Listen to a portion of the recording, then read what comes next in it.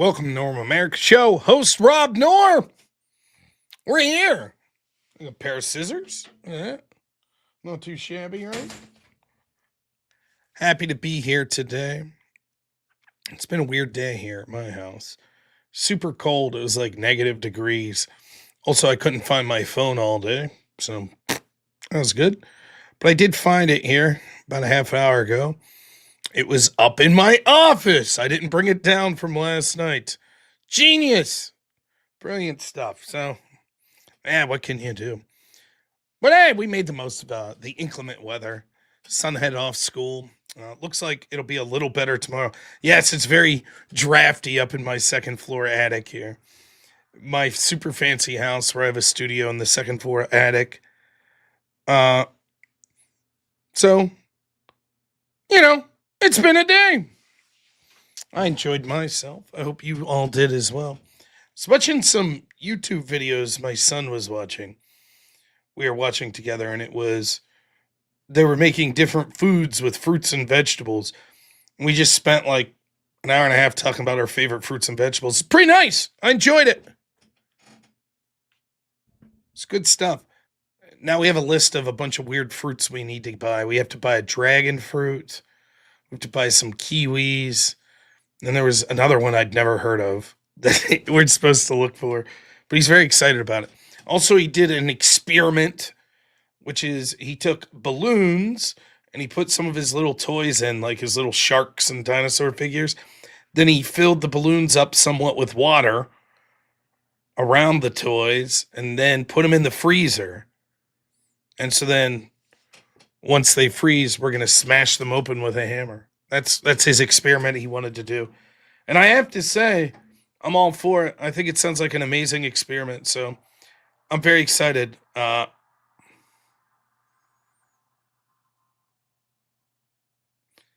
It's good stuff. We got sort of a hodgepodge of stuff to talk about today. Some of the actions that are going on with Democrats in places like Virginia. I think Maryland, maybe. I'll have to look. We have basically one full year of Donald Trump here in his first term and the Republicans. So maybe we'll analyze that. Some civil rights discourse with some actresses making some bold claims. And all in all, should be a fun show. Of course, we may transition to talking about ICE stuff. Who knows? Maybe someone will call in and decide to go on a 25-minute monologue about how shitty I am and how awesome they are.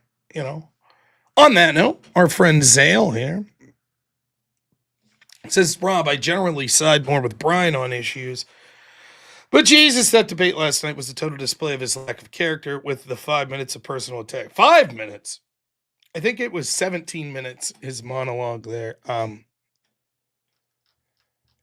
No, it's if you just tuned in last night, it might be a little awkward. Like, why did Rob start off a little hostile?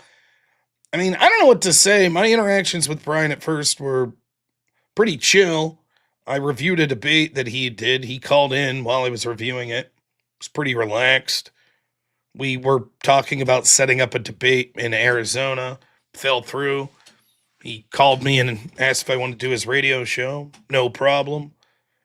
We did the show, and he sort of jumped all over the place, but it wasn't like personal attacks really, other than you're stupid type stuff, whatever. And then all of a sudden, he got frustrated by the end and decided to do personal attacks. And that's sort of a motif of his going through. He'll call in very like surface level scatterbrain, doesn't get into details on many things, goes on these big monologues. Then he'll make it personal, and then when you respond in kind, he rage quits. So that's what he did last time. And so I figured before he rage quit this time, I'd get a couple words in. But then I let him go. I'm not like him. I don't mute. I let him go. So, sure, Brian's welcome to call in again if he likes. I can take a nice break. He could go in another 18 minutes. It was an 18-minute monologue. There you go. It was. I found it very entertaining. In all honesty, though, all joking aside about it, I'm not going to talk about him that much. It is a bit tragic to watch someone with that little self-esteem that can't control themselves in that way. It's a bit tragic, but hey, who knows? Maybe he's very happy with his life, so have at it. But anyways, bigger and better things to talk about. Uh, yeah, the Davos thing. Now, my understanding is the markets sort of going down had more to do with Japan, uh, and sort of what's going on there, and less about the Greenland thing. But we can talk about Greenland as well here. Let's read some super chats, and then hell, we might as well jump in. The great GG gives some membership. Thank you, my friend. And then our good, reliable friend, Naughty Term. $15 says, didn't watch YouTube a lot this week. Got to make up for the support. Thank you so much, sir. Yeah, I was doing just sporadic stuff this weekend. I did talk to Andrew Wilson. We are going to be doing a TikTok siege tomorrow. Not sure what time, but I'll be doing that with him. You'll be able to watch it right here or on the Crucible. So I did get that worked out with TikTok, I believe. Donald Rose, thanks so much. $2 says, good to see you, buddy. Good to see you, man. Thank you. Perry Incorporated, $5 says, yo, what up, Rob? Can't stick around because I'm day shift now. Already passing out for tonight. Give him hell. Well, thank you. I'll try. Always great to see you, Perry. Truth Revolt, thanks so much for being a member. For God in Texas, good to see you again. $5. Says, being a dad and having adventures with my kids is living a life better than I deserve. Me too, man. That's how I feel. I only have one, but he is amazing. He's very funny. He makes me laugh. Like the way he thinks, like this experiment, putting toys in water balloons, then freezing the water so we can chisel out the toys later. That's fun. It really does. Being a dad, it gives you a sense of like wonder and awe that you haven't had since you were a kid. And it's absolutely amazing. Helps keep me energetic. That's for sure. I very much enjoy hanging out with the man. Look at this legend. Gravios, $100. Unbelievable. Speaking of Brian Shapiro's rant, what a legend. He says, it was 18 minutes. And here's for having to put up with it. Holy jeez, do you and Andrew live rent-free in his head? He was apparently stalking Andrew last night in TikTok, even though he's supposed to go to bed for his big interview. He had his big debate. He told me he had to leave. He couldn't listen to me rebut his talking points because he had to go to bed. But then he went over to Andrew's show, huh? That's interesting. Hunter Killer, $5 says, try to get Brian to call in again and deliver another vagina monologue. I'm just going to do my show. If people want to call in, they could.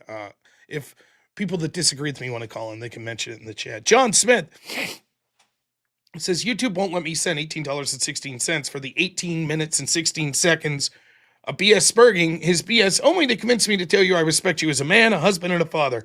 So here's 20 instead. John, thank you so much, man. I really appreciate it. Premonition, $5 says, help with that goal. I wish you had more as always. Thank you, Premonition. Great to see you. Seed of Takes, $5 says, I was going to donate last night and couldn't. Here it is. I honestly feel bad for Brian. Only someone who has very low self-esteem is that pathetic. Yeah, I mean, certainly. And then John Smith, $2 says 1816 is the new 6-7. Oh, I pretend to know what those things mean. It's so weird, man. It means nothing, Rob. Yeah, that's a nice shirt, by the way. I had heard that. I remember when I joined the debate team, and my coach was like 11 years older than me, and he was a professor as well. And I remember we both were big fans of the show Seinfeld, and we both liked the movie The Big Lebowski, the movie Heat.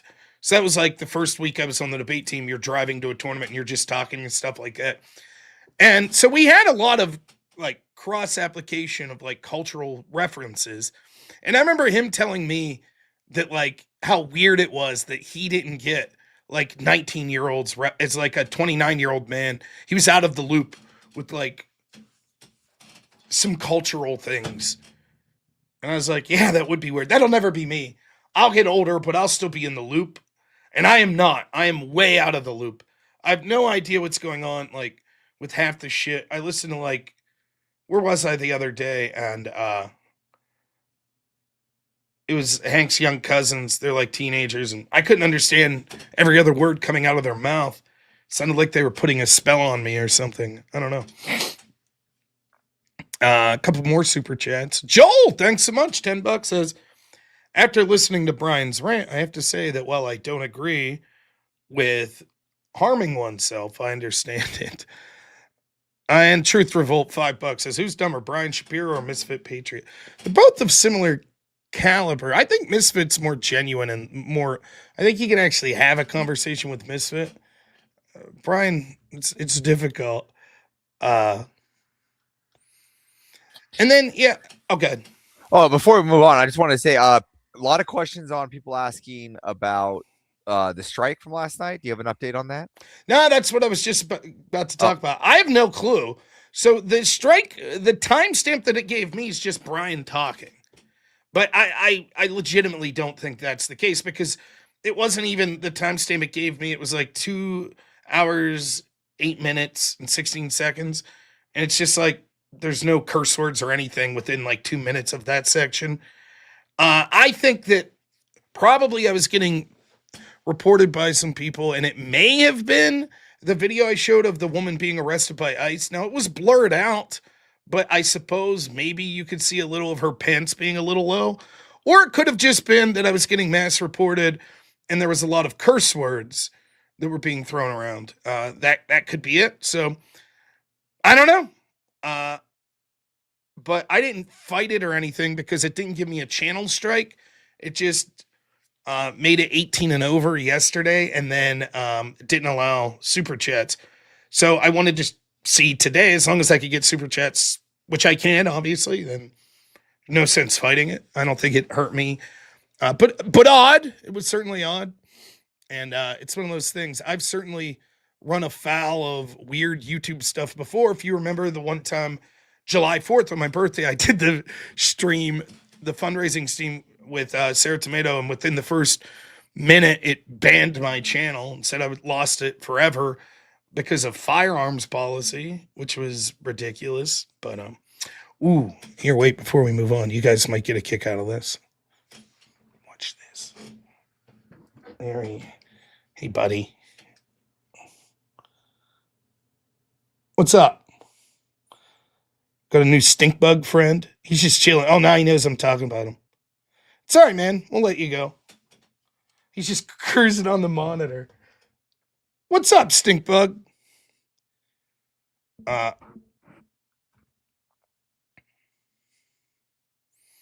Bandit $2 says, on fleek is the devil.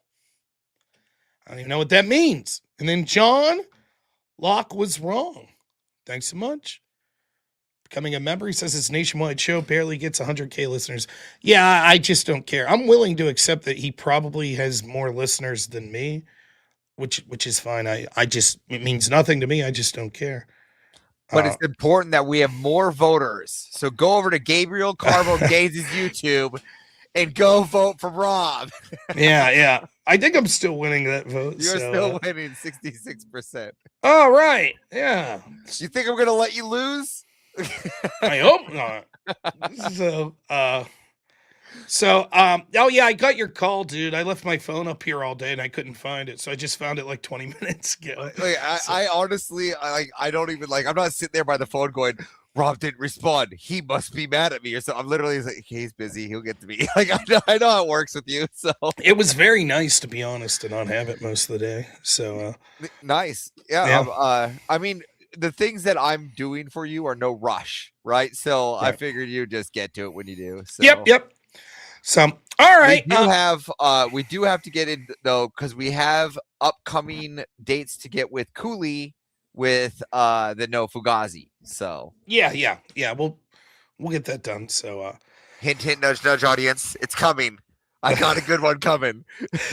So all right, Rosa. So one other thing, I will be doing the Speakeasy No Prep debate.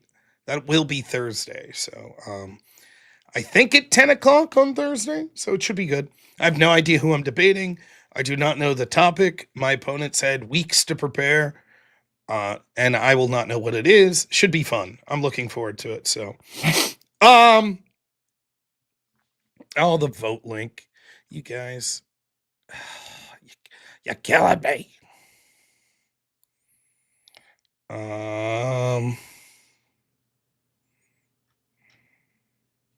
I got it ready. You ready while you look for that? There's the link. And you want the If you video? guys, yeah, sure, you can play the video real quick. No warning. I did not make this, nor do I look like Superman. So. Walking cold, stand your ground, say what you believe. No script, no notes, no place to hide. Red actions drop. The room goes live. Nowhere prep. Nowhere prep. Nowhere prep. Two minds enter, one stance breaks. Nowhere prep. Nowhere prep. Nowhere prep. No topic, no opponent name. Just pressure, just fire, just a bait. Nowhere prep.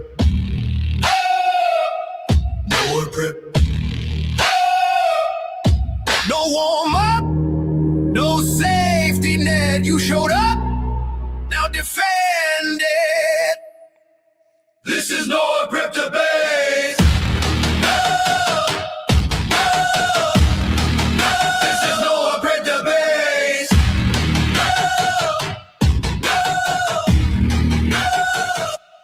No prep. All right. So, yeah, it should be fun. And then that link I put up for you, then I promise we're getting started. We've stalled enough. Here's the link if you want to go vote for me. Here's what that looks like. Hey, it'd be nice to get to 67%, which is 2/3. That would be nice. So, but I think voting ends in a week or something like that. So, if you want to vote for me, there it is.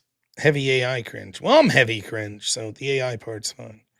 So, all right.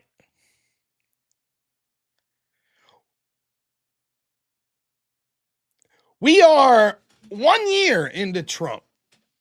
Second term. 1 year of this Republican Senate and House. How are things? You know, there's a lot of foreign policy stuff going on, the Maduro stuff, the strike that we had on Iran, giving money to Ukraine, fighting with the European Union, giving money to Ukraine again, trying to have a peaceful resolution in Israel-Palestine, the Greenland situation. I think foreign policy has been a big focus here lately in the past 4 to 5 months of the Trump administration. We talk about Trump a lot and about these things. I've certainly talked about the Venezuela thing a lot. I haven't talked about Greenland much. We'll get to that some other day. But I just wanted to take a moment and ask, what have Republicans done? What have they done? I believe it's something like 1/5 to 1/6 of the people that Trump has put up to be confirmed still have not been confirmed with a Republican-controlled House and Congress. They passed the big, beautiful bill, which I'm sort of indifferent on. There's some things in it I like, overarchingly. Wasn't a huge fan. And that's about it. They've done some symbolic stuff that really had no effect. They condemned communism. Nice. And, yeah, that's about it. They did not push the SAVE Act. Mitch McConnell's against that, so we are unlikely to see things like voter ID coming from this Congress. We certainly didn't see it the first time. We're unlikely to see it that it'll be able to be in time for the second midterms coming up here. They didn't enshrine any of Trump's executive orders on the border, any of Trump's foreign policy initiatives that maybe they could, like tariffs. They didn't enshrine any of the Doge cuts. Just last week, they passed more funding for the National Endowment of Democracy. They've funded NGOs that we're seeing how terrible they are. I think it's safe to say the Republicans suck. Can we say that? Now, I'm not even really here to bag on the Republicans tonight, even though it is sort of 1 year into this Republican Congress and we're seeing almost nothing. But actually, what I wanted to do is compare them to the Democrats. Now, I say this, and I mean this, and people are going to think I'm facetious. I wish I was a Democrat. I really do. I wish that I could sell out what I know to be right and what I know to be good to win. Because boy, do they know how to win. Boy, do they know how to wield power. They are tremendous. Charlie Kirk gets assassinated, one of the people that's, their biggest opposition that's actually done the most to get inroads to them.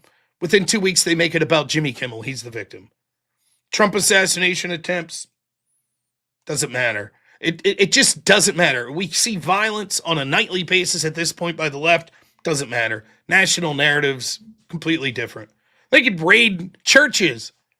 How many prominent Democrats have you seen come out today and protest that? They had a guy with that. They claim everyone they dislike, they claims, a fan of that Austrian painter guy. They had a guy run in the primary as a Democrat and win. I believe he won with their tattoos on his chest. The Attorney General of Virginia won despite he got more support from core Democrats after it came out that he was wishing death upon Republicans' children. They don't give a shit.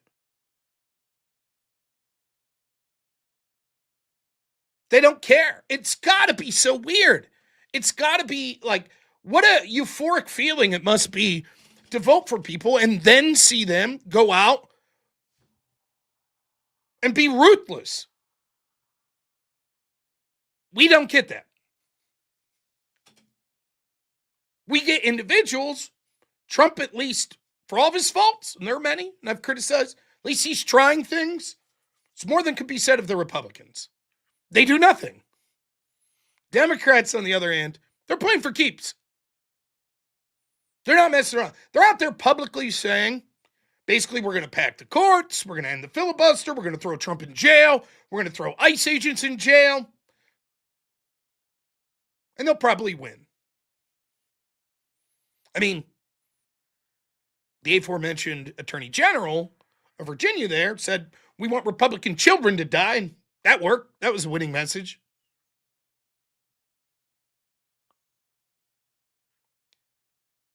So I want to give you an example of what happened. I want you to think of the Republicans in Congress, the House and the Senate, and ask yourself, we're a year in, Republicans having the presidency, the House, the Senate, and even the Supreme Court. It certainly hasn't gone always with Republicans, but Trump's winning a lot at the Supreme Court. He's like 89% or something like that. So you can't even say, well, they're being hamstrung by the highest court. Not really. Look at what they've done. And now let's look at what can be done if you have power. In Virginia, Abigail Spancer ran as a moderate Democrat. The Democrats won the legislative branch in Virginia. They won the governorship. They've been there 1 or 2 days. And boy, they hit the ground running. And I want you to compare what Democrats are able to do and push for in 1 day in a state where they run compared to Republicans. I want you to compare. So let's get a list of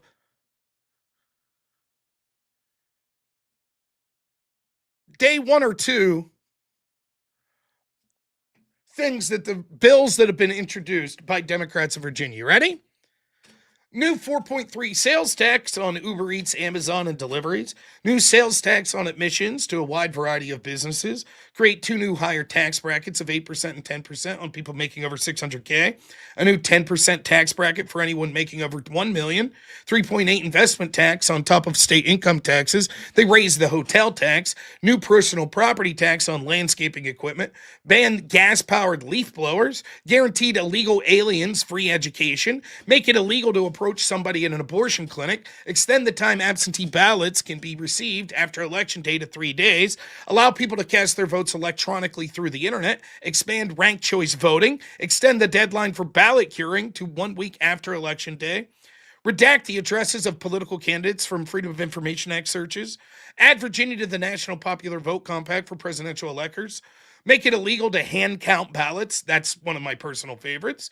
A $500 sales tax on firearm suppressors, assault weapons and large capacity magazine ban, 11% sales tax on all firearms and ammunition, prohibit outdoor shooting of a firearm on land less than 5 acres, lower the criminal penalties for robbery, ban the arrest of illegal aliens in courtrooms, remove mandatory minimum sentences for all sorts of crimes, including assaulting of a sexual nature children, sexual assault crimes with adults, etc. They've removed are pushing to remove mandatory minimums, allow localities to install speed cameras, and replace Columbus Day with Indigenous Peoples Day.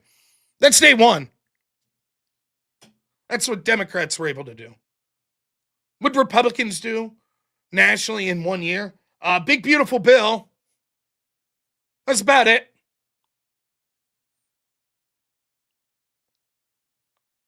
Now remember, Spanger, the governor there, was a moderate. She's a moderate.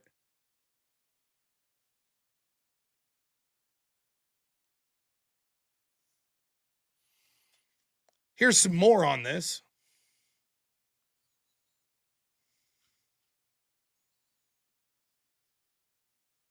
I think this is the right clip. Let me make sure. That's the new governor of the Commonwealth of Virginia, Abigail Spanberger, ran for that office as a moderate. But the executive order that she talked about is state and local police not cooperating with ICE to get criminal illegal immigrants. There's also a list of, now the Democrats control the legislature, that a number of bills that have been put forward. You can't read it here, but let me just go through it. Sales tax on Uber Eats, Amazon. Sales tax on admissions to a variety of businesses. Create 2 new higher tax brackets. 10% tax bracket for anyone making over 1 million. 3.8 investment tax. Raise the hotel tax. New personal property tax on landscaping equipment. Ban gas-powered leaf blowers. Guarantee illegal aliens free education. Make it election day. Then the deadlines add 511 Columbus have consequences, Josh. What a spectacular reminder that we no longer live in an era where there's an existence of a moderate Democrat. I think for the last 6 months, for those of us who pointed out that the Mamdanis of the world had taken over the Democratic Party, we were assured, no, that's not the new face of the Democratic Party. It's people like moderates, Abigail Spanberger. I mean, she's there for a cup of coffee, and all of a sudden we have a communist manifesto out in front of us. This is going fast and furious, but it is how Democrats govern. Regardless of what they say, even in a state, a purple state like Virginia, Youngkin didn't govern as a right-wing lunatic. She's trying to take it so far left, it's almost unrecognizable. In addition, I believe that they're trying to redistrict, so there will be only in a state that you have about, I think, 48% Republican. You're going to see 8 Democrats, congressional seat, and 1 Republican. Is how that's going to end up. The moderate. That's the moderate. Now, yes, there's an argument to be had. Look, there are no Democratic moderates. We'll talk about this for a second. I used to say this all the time. Remember when we would see supposed arguments between AOC and Nancy Pelosi? And I told you, the truth is, they actually agree on 98% of what they want done. Even more than that, probably. The real problem Nancy Pelosi has with AOC and the squad is that they talk about it out loud. That's the problem. That's the issue. It's not that they're not radical. Of course they are. It's just they're pragmatic.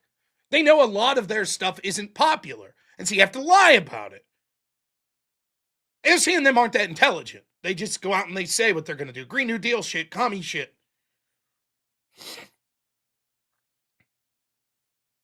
You don't believe me? Let's do a little thought experiment. Do you think that Democrats are all so incompetent they didn't see that Joe Biden was cognitively declined? Is that what you think? Do you think they couldn't see the millions of people that were pouring in illegally in the border under the Biden administration? You think they didn't notice? Because the argument that they would have you believe is they just didn't notice for 3 years. And then on the 4th year, oh, we worked with Langford to have a bipartisan bill to secure the border. And now they're against deporting the people that came here illegally as well.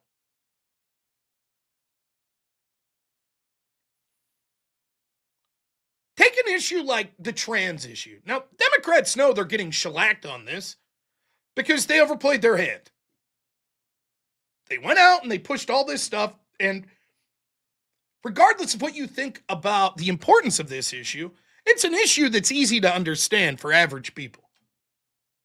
And they know that biological males can't be women and vice versa. They know that.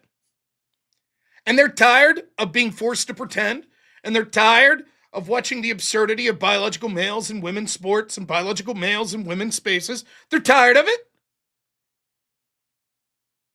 But the Democrats, in their effort to deny reality and destroy the social fabric of this country as the good globalists they are, they really want to push that shit. They really do. So, what do? They just pretend like, it's not a big deal. We don't care. We're not even concerned about it now. You see someone like Gavin Newsom. All of a sudden, I don't know. But they haven't changed their minds. It's just the polling's not going their way, so they'll be quiet about it. They haven't changed their mind about a disinformation board. Remember that Biden and team were pushing to censor disinformation online? They haven't changed their mind about that.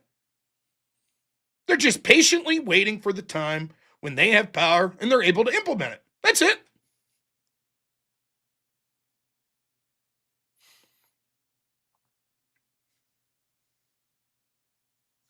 The Democrats are the party. I'm not saying everyone. I know Democrats that are reasonable. I know it sounds ridiculous, but I do. I know them. And I know Democrat voters that are unreasonable that I'm still friends with. But the thrust of the party is the following types of things. No restriction whatsoever on abortion. Complete support for LGBT issues, including in schools, including men in biological women's spaces. Basically open borders. Non-cooperation with ICE. Wanting to lock up Trump and near the entirety of his team.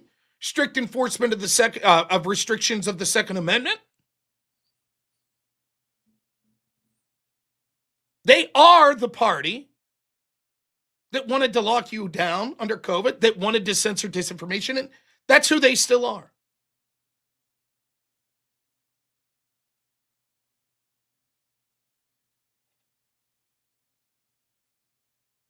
That's who they are.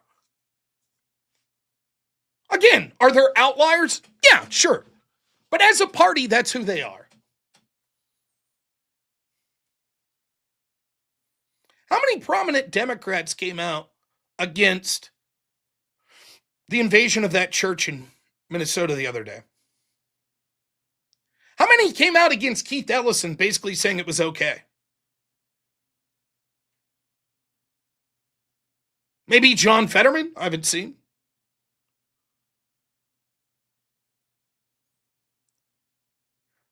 How many demanded that the Attorney General there in Virginia, when the text came out about wanting Republican children to die, how many demanded he step down?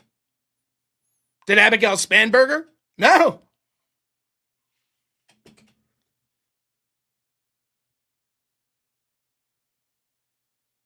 Remember her performance at the debate?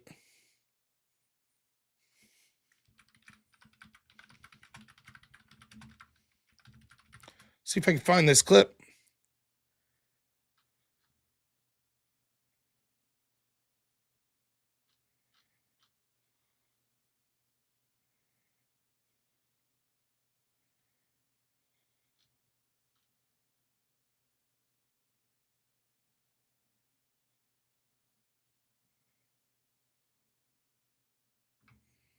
This is the governor of Virginia that you saw getting all that shit done.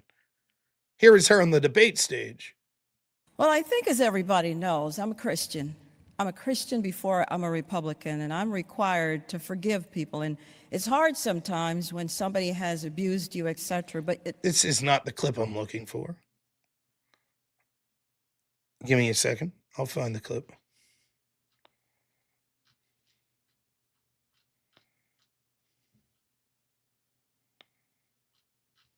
Might have to settle for that one.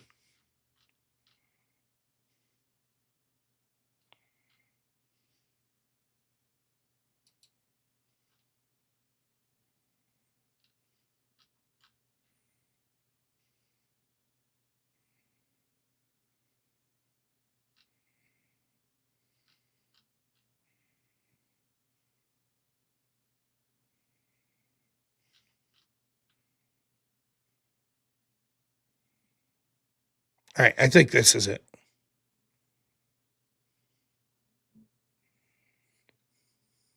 would it take him pulling the trigger? Is that what would do it? And then you would say he needs to get out of the race? Abigail, you have nothing to say? Abigail, what if he said it about your your 3 children? Is that when you would say he should get out of the race, Abigail? You're running to be governor. Miss Earl Sears. I mean, we're talking about murder. We're talking about someone's life being taken from them. Have you nothing to say about that? Are you not going to address it? Really, you can't go any further. You're a governor. You're supposed to stand up for all the people. Are you saying political murder is all right? Have some political courage. What you have done is you are taking political calculations about your future as governor. Well, as governor, you have to make hard choices, and that means telling Jay Jones to leave the race. Now, you'll remember, by the way, there's a history of Fetterman got crushed in the debate after he had the stroke. Remember Carrie Lake in that election? Her opponent refused to debate. Several other times you've seen, it doesn't matter. Like, the Democrats have this down to a T. Their machine is so effective, whether it be through legitimate or illegitimate means. They don't have to win in the marketplace of ideas anymore. They don't have to. You sit there silently as you were the guy running on your ticket for attorney general, top prosecutor in your state, is wishing death upon Republicans' children. You don't give a shit. She runs as a moderate and completely day one shows I'm not a moderate. They don't give a shit. It won't matter. You could parse through it, and why would it matter? We live in a world where what am I going to do? Win the argument with the lefties on this? Is that what I'm going to do?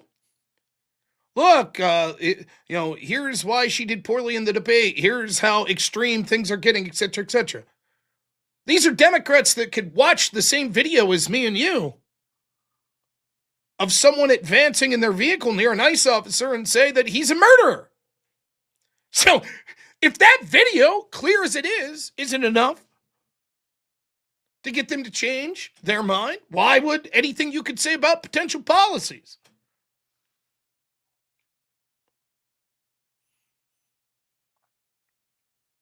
Of course, my favorite thing that they did, I mean, there's a lot of good ones, but make it illegal to hand count ballots except in unique circumstance. Why would you do that? Why all of a sudden would it be like, oh, whatever we do, we can't hand count ballots? Really?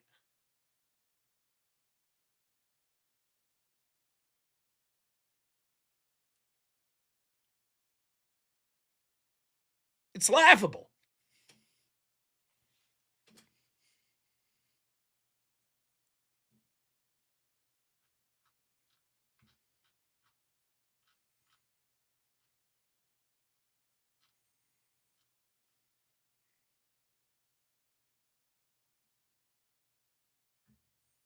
Andrew Follett says the following. In 2 previous elections, Spanberger was about to lose. Mysteriously, a flash drive with a statistically implausible number of Dem votes appeared and were somehow counted, I'm sure our party making an electoral audit impossible on day one is purely a coincidence.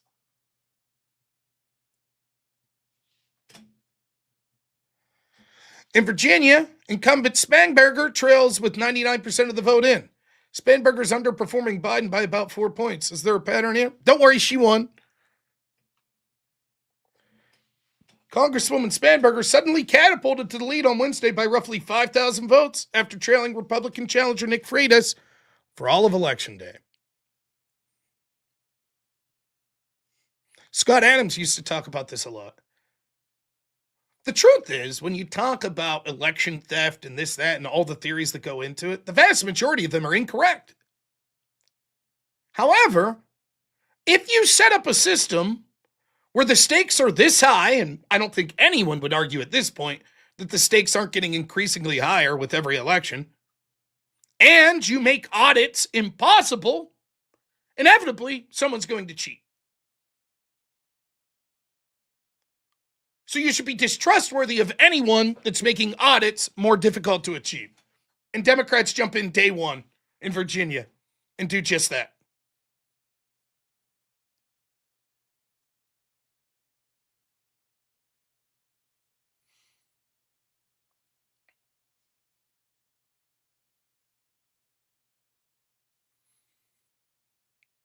But that's to be expected. I get it. What more is there to say? This is who the Democrats are. This is the type of stuff they're going to do. The real kicker here is comparing them to the Republicans.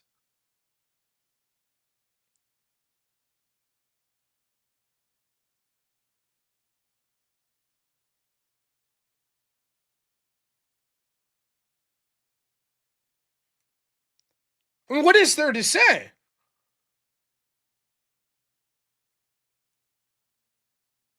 What is the defining characteristic of the Republicans? Are they liars or are they cowards?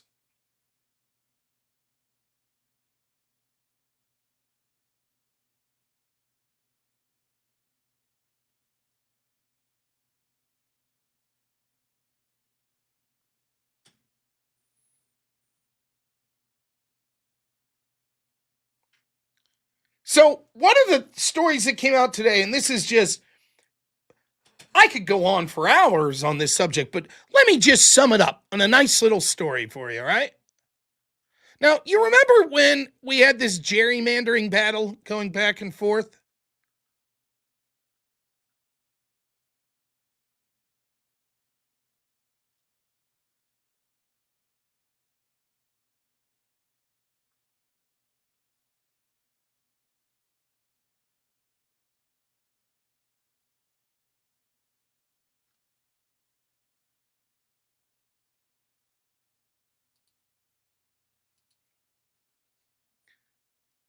So the state of Indiana, the Republicans there were like, yeah, we're not going to do this.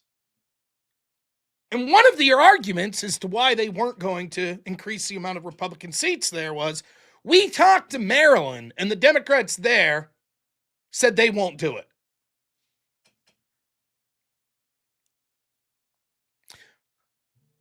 Indiana GOP entered a gentleman's agreement with Maryland to not do redistricting. Maryland responds by having their redistricting committee and governor agree to a new map.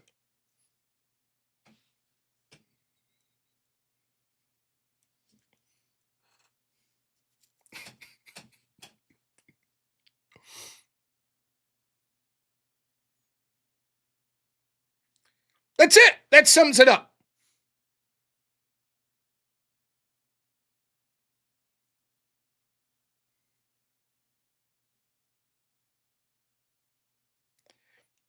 There's nothing I can say that doesn't encapsulate everything about the Republican Party right there. Oh, we're not going to do it. Democrats promised us they won't do. Oh, Democrats are doing it. Let me tell you a little story here in Pennsylvania. Give me a second to get the details here. I didn't know I'd be talking.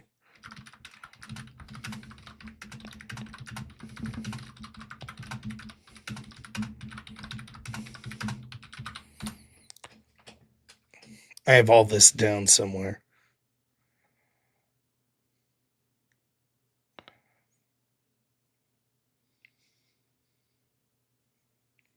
In Pennsylvania, in 2019, Republicans in the state legislature voted for something called Act 77. Now, what Act 77 did was it basically allowed mass mail-in voting and a bunch of other changes that we would then see would spell the doom of the Republicans and have all sorts of problems. And what Republicans got out of this was the compromise. Democrats got the ballot harvesting, the mass mail-in votings, and all that stuff. Republicans, what did they get? What was the concession they got? Does anyone know? They got something out of this.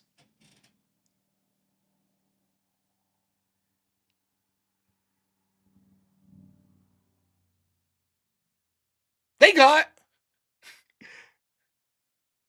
what's the word they use for straight ticket voting. That's what they wanted. So they wanted the ballots that you could just check Republican down ballot. That's what they got. Who do you think won that exchange?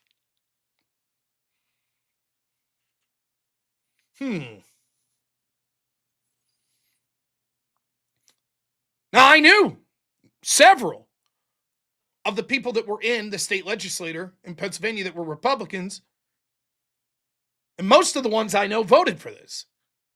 And then, of course, you know what they said after the 2020 election? There's so many problems, it was unfair. You had things like this. The Superior Court of Pennsylvania initially ruled that mail-in voting was against the Pennsylvania Constitution. They claimed that Tom Wolf went further than they anticipated. They claimed that they were upset that individual polling places were supposed to keep records of which ballots were mail-in, which ones didn't have signature match, etc., etc. And then many of the places didn't do it, and they shuffled it all together. Ah, shucks, they said. We didn't think that this would happen with these Democrats.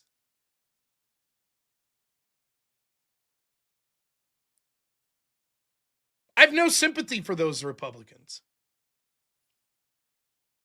Now, the ones I know, I could say, are dumb. I don't think they're corrupt. I think they're dumb. I think they were actually caught with their pants down. Then they say, oh, geez, we don't like that law that we just voted for.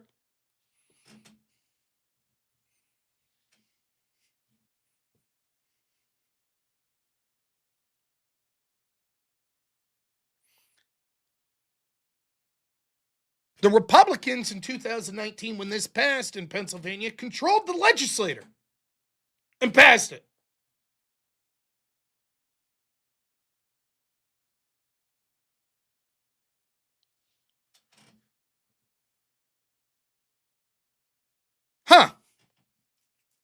Indiana, Republicans like, hey, Maryland, you guys promised not to redistrict, right? Sure. Okay, we're not going to do it. And then Maryland's like, yep, we're going to do it. And Indiana's like, aw. Hey, we're going to keep sending this money to these NGOs, but hey, NGOs, promise you're not going to use the money for anti-conservative things, right? No. Right, National Endowment of Democracy? No, we would never do that. Of course not. Oh, okay. Sounds good.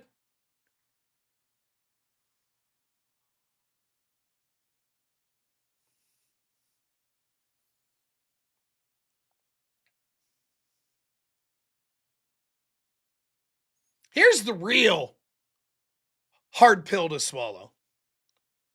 I do think that at the state level, probably the Indiana state level, at most, as you go down, I think there's still corruption, don't get me wrong, but I think there's a lot of incompetence. But overarchingly, it's not that these Republicans that are doing nothing are incompetent. It's that this is what they want. You see, the truth is, the established Republican Party prior to Donald Trump wasn't that different than the Democratic Party. Both of them were happy to share power and make sure no outsiders came in, and were happy to continue to enrich themselves and their friends and their lobbyists by selling out the American working class.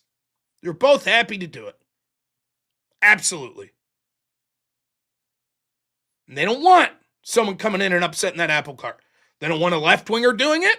They don't want a right-winger doing it.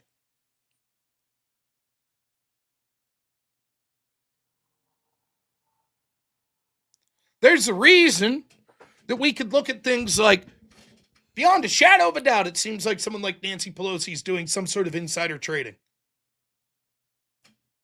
Why doesn't anyone speak up? Because they're doing it too, the Republicans. That's why. Why did no Republican really try to do anything about securing the border until Donald Trump? Because they like that arrangement too. They were incapable of seeing the gross amount of fraud that went with government spending to all these NGOs, to things like these Somali daycares, etc. They couldn't see it. Some of them did, and they just didn't have the ability to make the narrative known. But the truth is, the leadership in the Republican Party could have taken this and ran with it. They were fine with that arrangement because guess what? They have buddies that are getting money in NGOs as well, that are enriching themselves.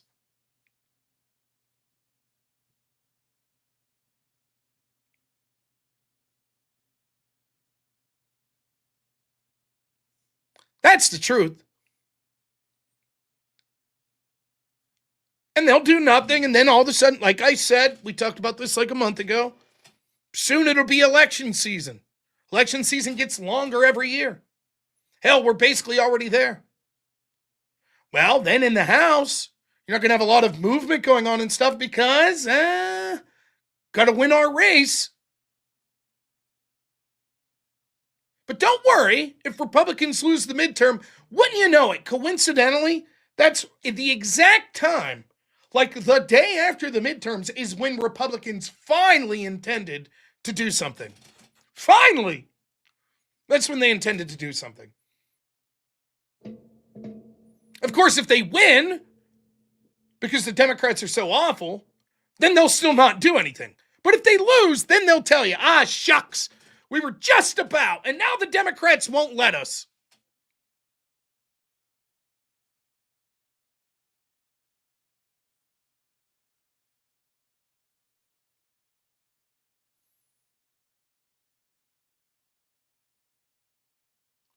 Over and over, I talk to people that are infuriated with Congress. But the same's true of Democrats, by the way. No one likes Congress. Like, what's the approval rating of Congress?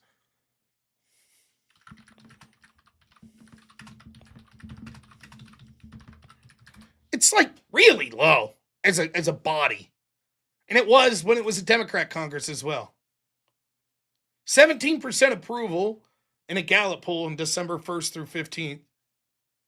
15% approval from The Economist. 22.3% approval in a Real Clear Politics average. Republicans hate their congressmen. Democrats hate their congressmen. And yet nothing changes. And I talk, obviously I'm talking to more Republicans. It's surreal.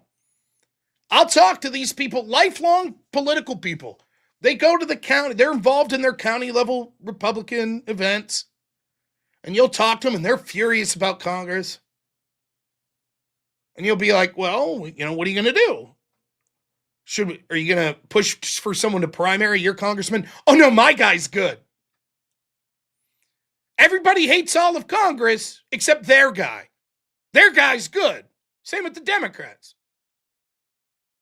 I talk to Democrats all the time online, and they'll say shit like this. Actually, none of us like Nancy Pelosi. And yet there she is. Wins by landslide every time.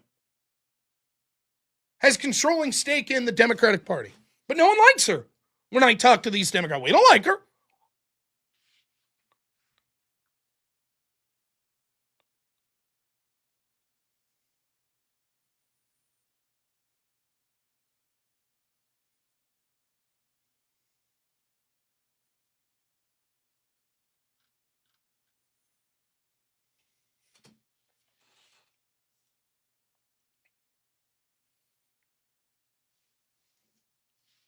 So I'm not here. When you see that list, let's show that one more time, of what Democrats in like 2 days are pushing for in Virginia there. And they'll get most of it. Amazing. When you see that, you can be mad at Democrats. I'm not. I actually applaud them. That's what it's like to have people use power. And then if they win in 2020, you'll see what it's like. You'll see what it's like to have a party that's willing to use power.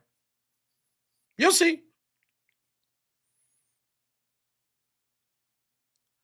And we fight and scrape and do everything we can to drag Republicans across the finish line, and they just don't give a shit. They don't care.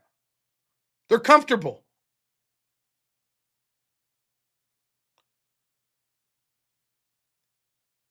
This is why I keep hearing people say, end the filibuster, the Democrats will do it. Of course the Democrats will do it. Of course they will. But that's not the reason.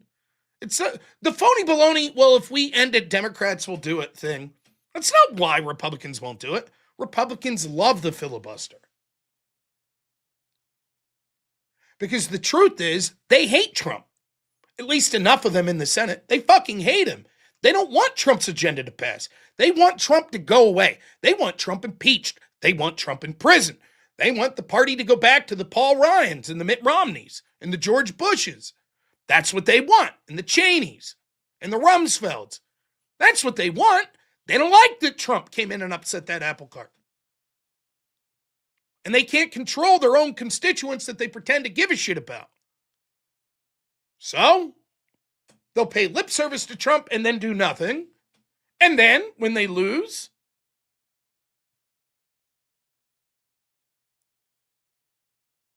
shucks, looks like the Democrats are going after Trump. Oh, well.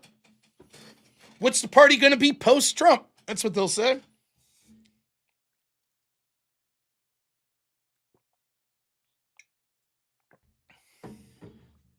If the filibuster got ended, then you would see Republicans would be upset because that would mean their constituents would see, actually, no, we don't want to pass Trump's agenda. We don't. Right now, they could hide behind it. Shucks, we need 60 votes. What can we do? If they only needed 50 and it was like, okay, you got it, they'd be like,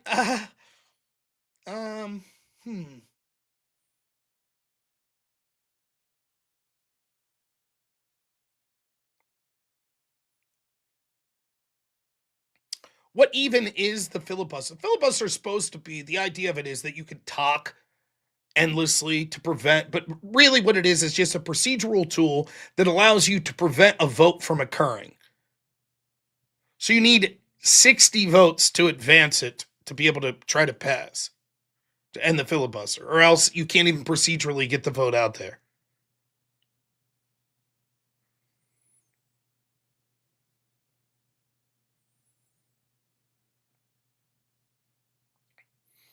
So I have to say, I could, like, Democrats that are out there today,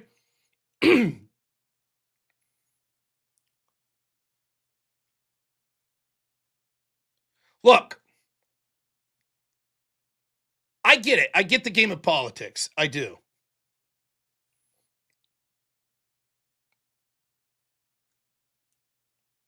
I understand it. My team wins, you lose. I get it.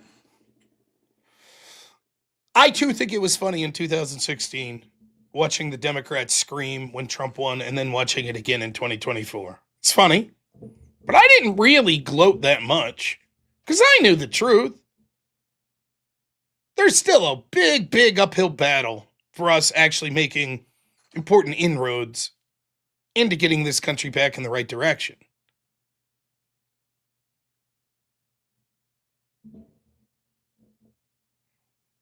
Right? When Democrats win, they fucking use power. So they might lose an election here or there, but when they win, they can celebrate because they know, yes, they're going to utilize power. They're going to go after their opponents. They're not going to hesitate. Let me ask you this. We have 100% beyond a shadow of a doubt violations of the FACE Act. People marching in a church in Minneapolis. On camera, filmed by the people breaking the law, and then posting all of their names on social media attached to it.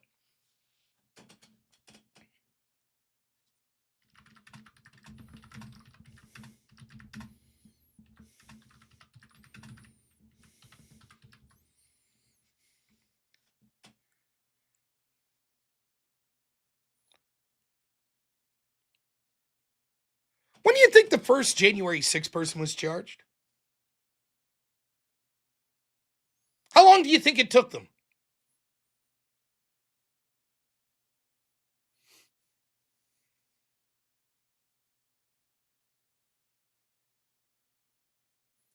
Two days.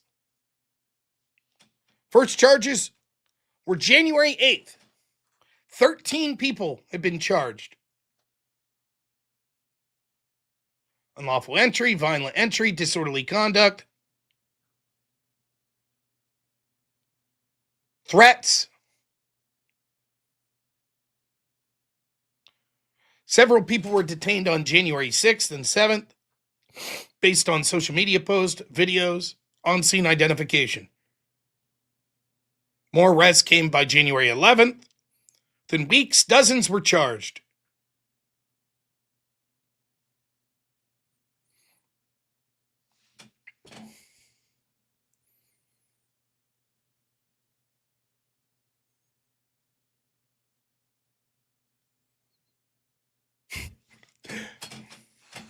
We're doing it right. Wait, trust us. It'll take time.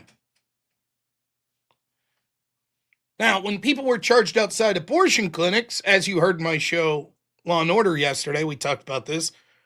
They're also charged under what's called like the KKK Act, violating civil rights of people, which could face up to 10 years. There's zero chance that'll be charged. Zero.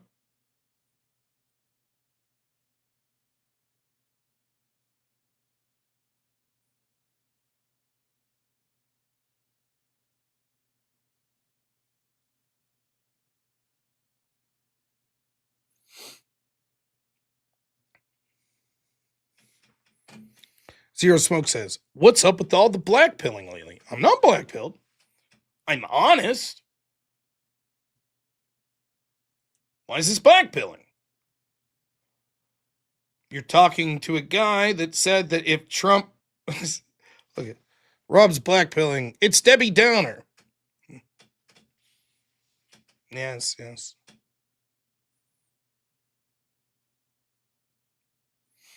I love the people that you can't even point out the inadequacies of the Republican Party without them clutching their pearls that you're somehow a black pillar. I love this. Love for Lobster chief amongst them. Rob, please think it. You remember the old like stop making fun of Britney? That guy on the YouTube video. That's level 4 Lobster and Company. When it comes to the Republicans, stop criticizing the Republicans. They're doing the best they can. Please don't criticize them. Don't blackpill. Sorry.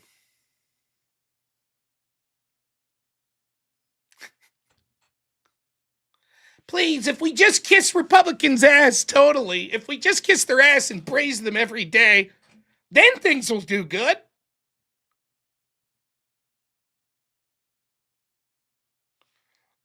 I think there'll probably be an indictment or so. I don't know if it'll be within a week, but it'll just be the FACE Act. They won't do like they did that, what was his name, Hoke guy, where he was looking at 10 years. They won't do that shit.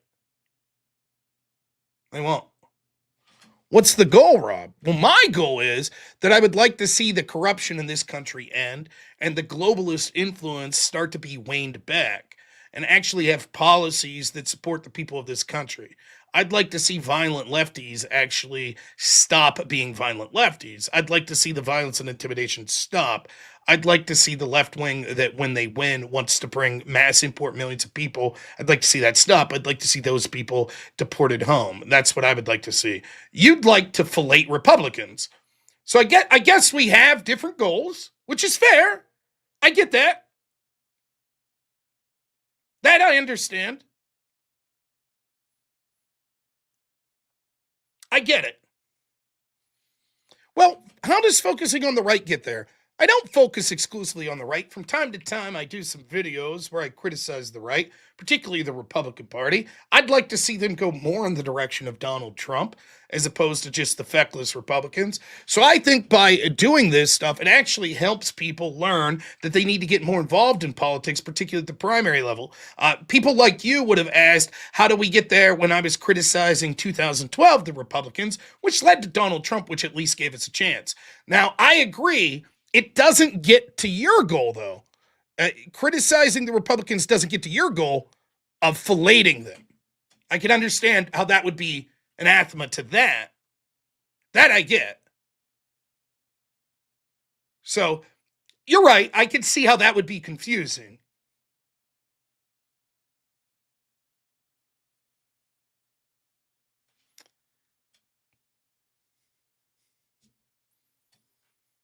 Democrats go for broke. They'll charge people outside abortion centers that are praying quietly for crimes that lead to 10 years in prison. Republicans will do everything they can not to charge, and once they do, they'll give them a nice misdemeanor charge.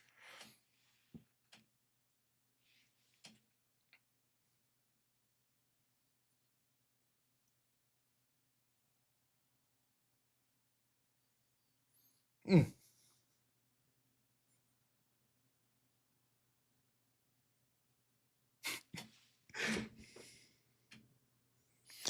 All right, so let's do this. So then what's your goal with me, Level 4 Lobster? Why are you complaining about me complaining? If your goal is to get me to focus more on the Democrats, isn't the fact that you're complaining causing me to deal with you more, which thereby leads to more complaining instead of going after the left?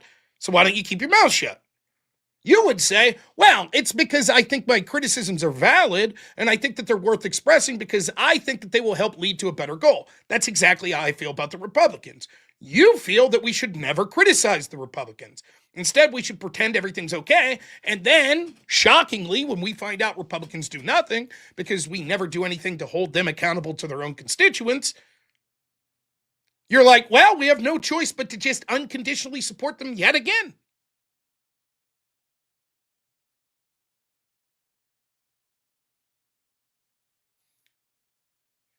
I also find it funny that I could do stream after stream after stream of criticizing the left, and then we have folks like Level 4 Lobster here that if I say one thing, I do, oh, we're a year on end, what have Republicans did? Let's see what Democrats do one day in power. Wow, let's compare that to Republicans, and there he is, chomping at the bit to be like, whoa, Rob, whoa, I know you've been aggressively going after the left for a long time here now, ever since your criticism of Venezuela, but please, not one bad word, please, Rob.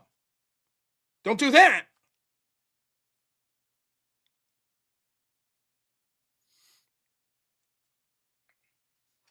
If you ever wondered why it's impossible for us to actually get momentum, it is people like Level 4 Lobster, who's a great guy. I think he is. But he is actually the problem, and so many people like him. They are the reason that we'll never dig out of this hole. Because they'll be happy with the table scraps that they get for the rest of their lives. And they'll say, please, master, give me more. And so you'll never be able to motivate people like him to say, maybe you should be upset and actually push for primaries and push for your representatives to do something positive instead of just enriching themselves. But he won't do it. He'll say, no, that's bad. We shouldn't do that. We shouldn't criticize them. We shouldn't. That's bad. We can't criticize them. We have to be thankful and tell them that they're the best every day. There's no criticism. If we criticize, then that means the Democrats could win, so we can never criticize. Yes, Level 4 Lobster loves the strongly worded letters. Absolutely loves them. He probably prints them out himself and frames them.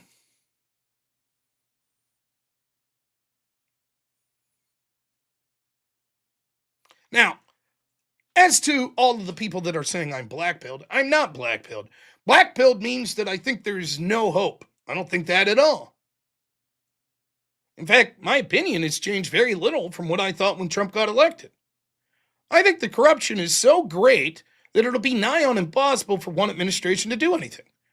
I think the fact that we're waking up to just how shitty most of these establishment Republicans are is actually a great step.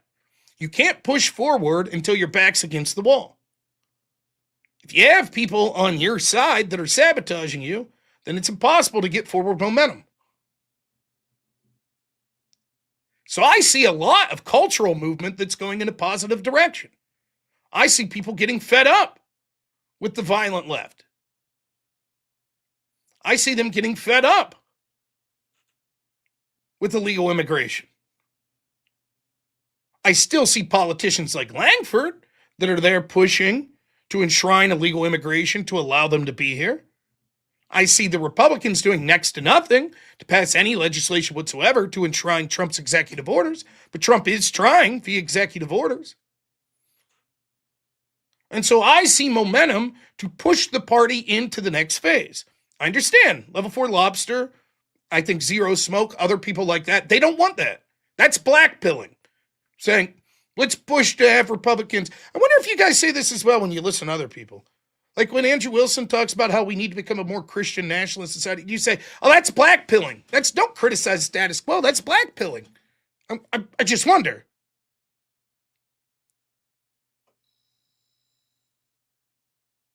I don't know. I don't find it to be blackpilling whatsoever. I myself have always said that there's no reason to blackpill. Blackpill means to have no hope. If you're Christian, why wouldn't you have hope? Sure, all empires fall, all great civilizations collapse. Perhaps we'll be there. Perhaps we're on the managed decline. Could be. I don't think it's going to become Mad Max in my lifetime. It'll be worse for my son if it continues in that direction, but I'll say that I'm going to continue to do my part to go into these spaces, to push the Republicans in the right direction, to crush these lefties. And if that means that something bad happens to me, so be it. But I'll sleep comfortably knowing that I tried to do what was right.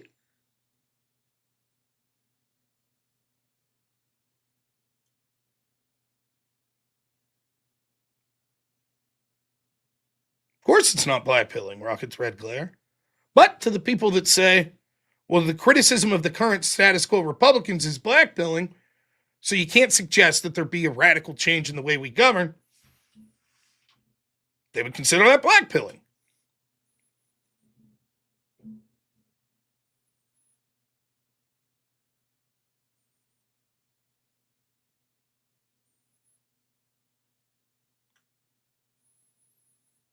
If you need what the real lesson you should take from this today, from the Virginia Democrat business, is as follows. If Congress doesn't act and enshrine the things that Trump is trying to do, the executive order, as soon as Democrats come in, they're going to reverse all of it. And inevitably, Democrats will win. If it's 2026, if it's 2028, they're going to win at some point. It's not just going to be Republican victories or MAGA victories for the next 40 years, no matter how optimistic you are. So if no one in Congress ever does anything, which they're not, then all of it's easily rolled back. If somehow we had a presidential election in this 2026 and Democrats won, is there any doubt in your mind that the border would end up right back in the situation it was previously? Maybe not as bad, but it would reverse that trend. The deportations would stop, tariffs would end, the funding to NGOs would go back to the levels they were. Is there any doubt?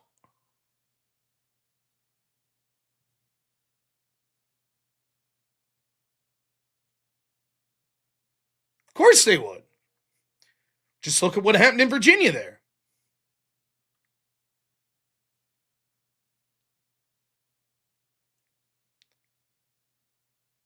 So it's not blackpilling to say, look, we need to push Republicans to actually do things in Congress. It's great that we have a president that's, at least on many issues, trying to do things that I think are good, such as securing the border. He did a great job. But that's just executive orders. And as we saw with Biden, who bragged, you could rescind those executive orders day one.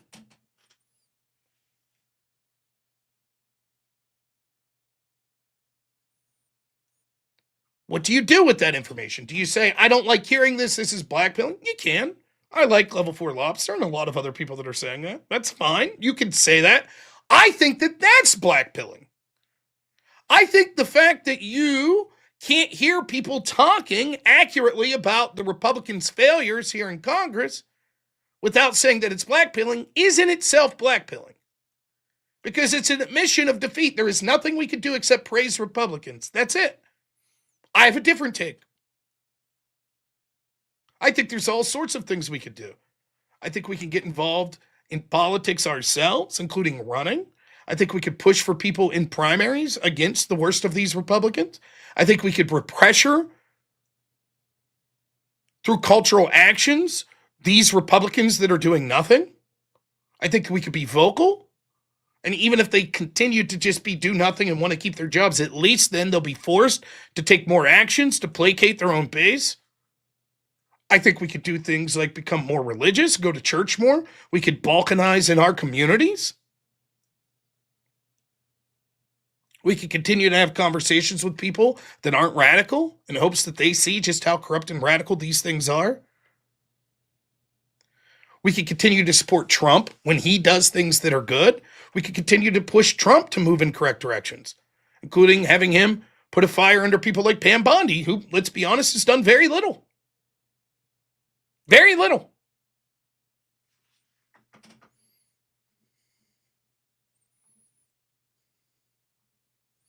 Here's Glenn Beck today on Pam Bondi.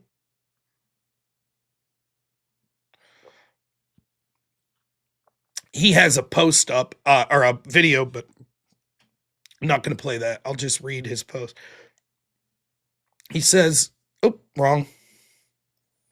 There we go. I said it would give Pam Bondi a year to prove herself as Attorney General who would dismantle the deep state, let Americans see the truth, and finally bring justice to the criminal elites who have been too big to jail.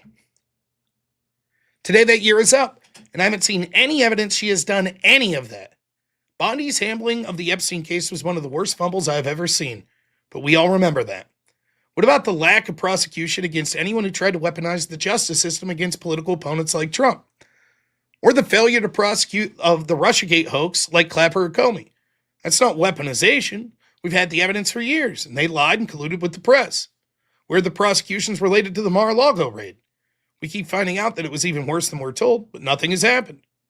Can we get an update in George Soros investigations? Why is it taking so long to go after him?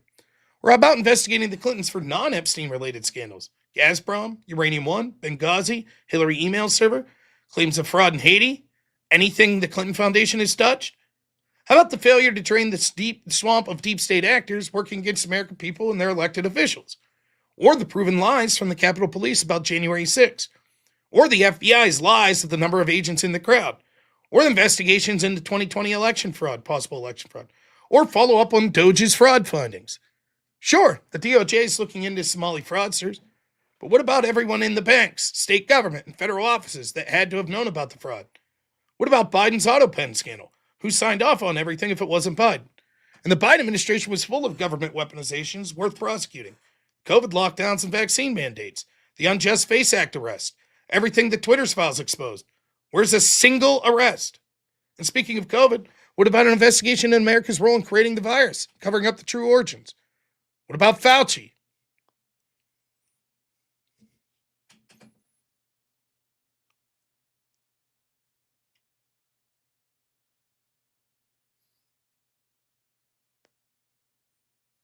Now, I know people in my audience will say that's blackpilling.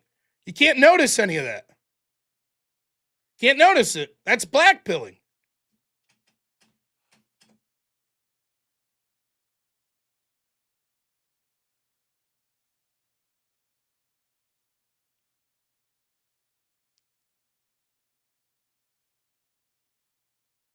The black pillars who say the criticism of Republicans will cause them to lose, therefore we can only celebrate them.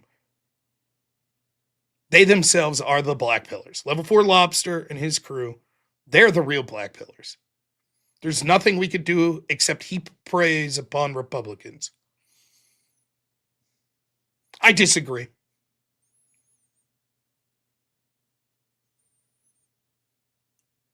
That's my humble opinion.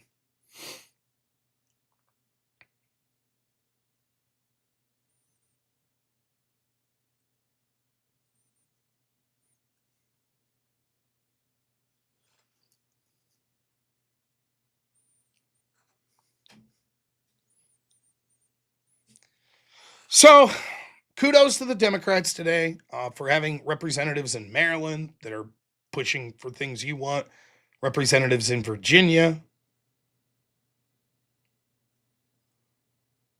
I hope that Republicans wake up and start to push their representatives to do something, anything at all.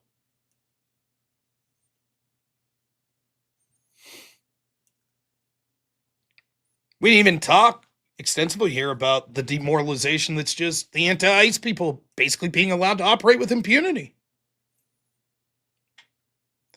There is zero doubt if there was a national effort, including with politicians of the Republican Party sympathetic to it, that was engaged in organized physical violence against federal law enforcement officers, that there would be significant arrests and investigations already ongoing. But it's Democrats. And so the Republicans say, we choose not to.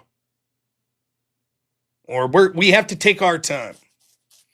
It's very reminiscent, by the way, for me, lest I be called trigger warning to the people that yell about blackpilling. It's very reminiscent in 2019, where I was doing stream after stream about Bill Barr's failures. And I was like, Trump, he's fucking you. He's there to protect the deep state. He's going to fuck you over. And I think what happened, I've talked about this a lot. I think that Trump knew about the Hunter Biden laptop thing. It's clear that Rudy Giuliani knew, and so Trump would have known. And I think Trump thought that it was going to be the old ways of politics, that this is going to be an October surprise. Now, if you haven't followed politics for a long time, before we had like months of voting with mail-in voting, you basically just voted on the first Tuesday in November. They would have what was called October surprises, and these were big news stories that we would break in the weeks leading up to the election. Because if you break that story 7 months prior, then it's out of everyone's mind by the time you get to the election. But if you break it right before the election, it's a surprise and it's on people's mind, and that might change how they vote. Don't really work like that anymore because a lot of people already vote before October, or at least at the beginning of it. So it's foolish to wait until the last minute to release a scandal. I believe, and I said this vocally in 2020 and 2021, that Trump thought, look, all the things that I've been accused of doing, like corrupt actions, et cetera, it turns out that was the Biden family. And that was Joe Biden. And so when the American people see this, they're going to be like, oh, wow, that's devastating.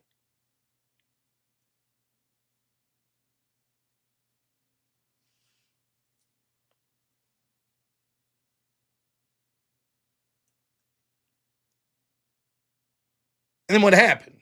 Nothing. Former intel official said it had the hallmarks of Russian disinformation. Story got censored. It wasn't even, and this is what people miss about this, it wasn't the censorship. Yes, it is true that they censored that story. In fact, the New York Post story on it. But they did bring it back eventually. That wasn't the real problem. The problem was because they censored it, because the intel official said this, that it allowed the media to be like, well, here's the story, but it's clearly bullshit. That was the problem. This is such a ridiculous story. They even had intel officials coming out of the woodwork to be like, this is clearly bullshit. So the American people are like, oh, okay. Yeah, that's bullshit. So when you hear Democrats say, but people heard about the story. Right. They heard about it. But the normies thought it was bullshit because this was the first story they could remember that literally was censored like that. That literally had intel officials coming out claiming to be unaffiliated. Some Republicans, some Democrats saying, yeah, it's bullshit.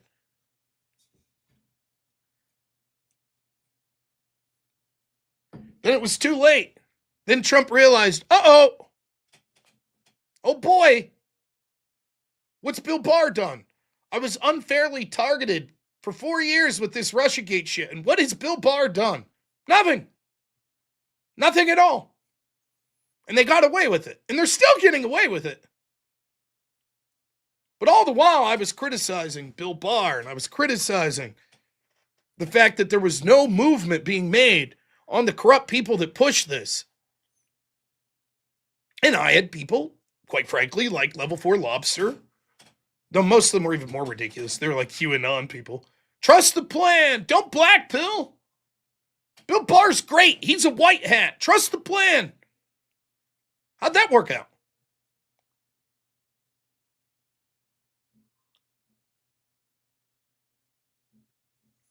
So it's very reminiscent. Someday, maybe people will. I'm not saying you have to agree. I'm certainly wrong on things from time to time, of course. We all are. So I'm not by any means suggesting people have to agree with me. I'm not suggesting that. What I am suggesting is maybe someday people will wake up to the fact that, like, oh, it's okay to criticize. It's okay. Especially if you're trying to get a positive change. That's fine. But no, there's still an awful lot of people that refuse it. They'll just refuse. Don't do that. Don't you ever criticize our side. Ever. Okay. Then when you get the predictable result, they're like, what could we have done? Okay.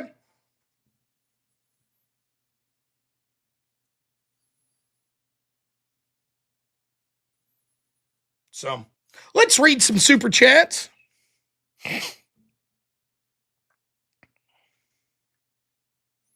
Vita. $2 says, please leave level 4 lobster alone. And then the cynic, $20 says, this is for yesterday, brother. For your take on the violent left and standing your ground against Shapiro. Not one step back. Thank you. I appreciate it. Roy the Boy, $5 says, I'm bullish on Jeff Sessions riding over the hill on a white horse in shining armor to save us from this madness. We're one strongly worded Lindsey Graham letter away.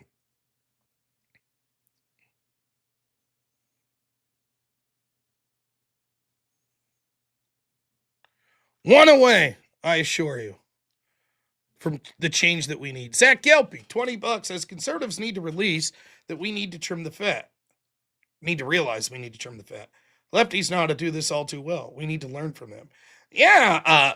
So Zach, working with Maine First Project, he literally is like going around the country, like instructing Republicans and conservatives how to actually fight and how to change what they're doing.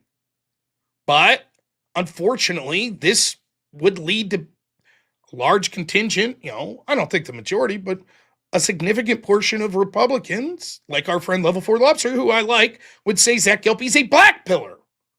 You shouldn't go around and say, look, what's going on? You guys are corrupt. You're incompetent. You need to do that's black pilling. So just stop what you're doing, Zach. Don't do it. That's black pilling.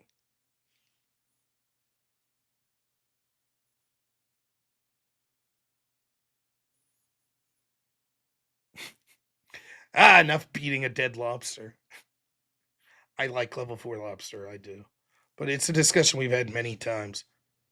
I don't know what the end game is for the people that think like him. I'm totally confused. Now,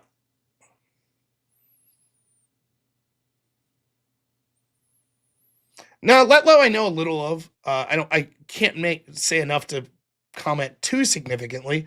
But yeah, I'm happy that she's running. Or that he's running.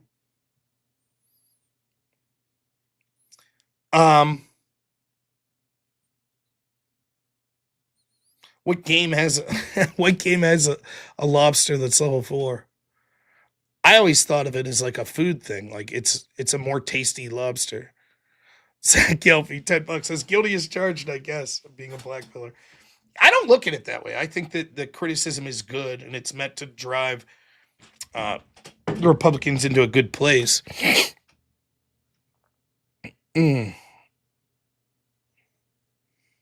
Now, who knows? Maybe Republicans pass voter ID. That would be good. We'll see. Justin Patterson, $5 says, love your work as always. God bless. Thank you.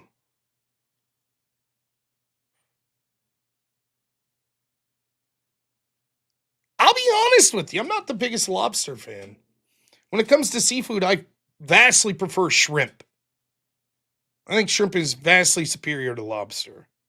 It's more versatile. You have different types of shrimp, I think you're muted as always. Oh, I hit the mute button. Clams, Rob. Clam. Don't care for clams. Don't care for oysters. Uh, anything with a shell is bomb. All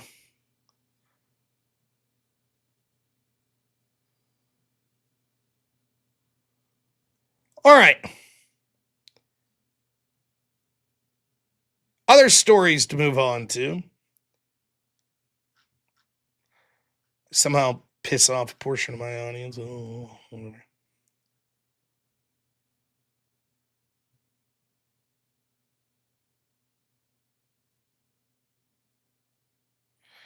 We'll skip that one for now. Fuck it. Let's black pill a little more, huh? Chris Rufo, who's great, who's been one of the top people pushing back against DEI, as far as I'm concerned, he sends out this terrible update. The Trump administration's official SBA policy is that all racial groups, except for whites, are socially disadvantaged and therefore qualify for special grants. This includes groups with higher levels of education and income, such as Indians, Chinese, Koreans, and Taiwanese. So this is from the administration. This is the Trump administration's definition of who is socially disadvantaged. Now, if you're socially disadvantaged, you're eligible for certain grants because you're in a group that's disadvantaged. So here is from the Trump administration themselves, who is socially disadvantaged. Socially disadvantaged individuals are those who have been subjected to racial or ethnic prejudice or cultural bias within American society because of their identity as members of groups and without regard of their individual qualities. The social disadvantage must stem from circumstances beyond their control. Members of designated groups. There is a rebuttal presumption that the following individuals are socially disadvantaged: Blacks, Hispanics, Native Americans, Alaskan Native Hawaiians are enrolled members of federally or state Indian tribe, Asian Pacific Americans, people from Burma, Thailand, Malaysia, Indonesia, Singapore, Brunei, Japan, all those disenfranchised Japanese Americans, China, Taiwan, Laos, Cambodia, Vietnam, Korea, Philippines, U.S. Trust Territory of the Pacific Islands, Republic of the Marshall Islands, Federal States of Micronesia, the Commonwealth of the Northern Mariana Islands, Guam, Samoa, Macau, Fiji, Tonga, Kiribati, Tuvalu, and Nauru, subcontinent Asian Americans, persons with origins from India, Pakistan, Bangladesh, Sri Lanka, Bhutan, and Maldives Islands or Nepal, and members of other groups designated from time to time by SBA according to procedures set forth in paragraph D of this section. Being born in a country does not, by itself, suffice to make the birth, the country, and the individual's origins for purposes of being included with the designated group. Isn't that nice?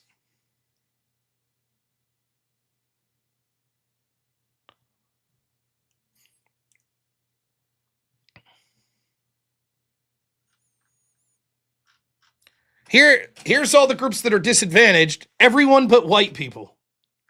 So they get special grants to help them because they're disadvantaged. Even if the statistics show that they're outperforming whites when it comes to IQ, when it comes to education level obtained, when it comes to household wealth, doesn't matter. They're still eligible for grants because they're in disadvantaged groups.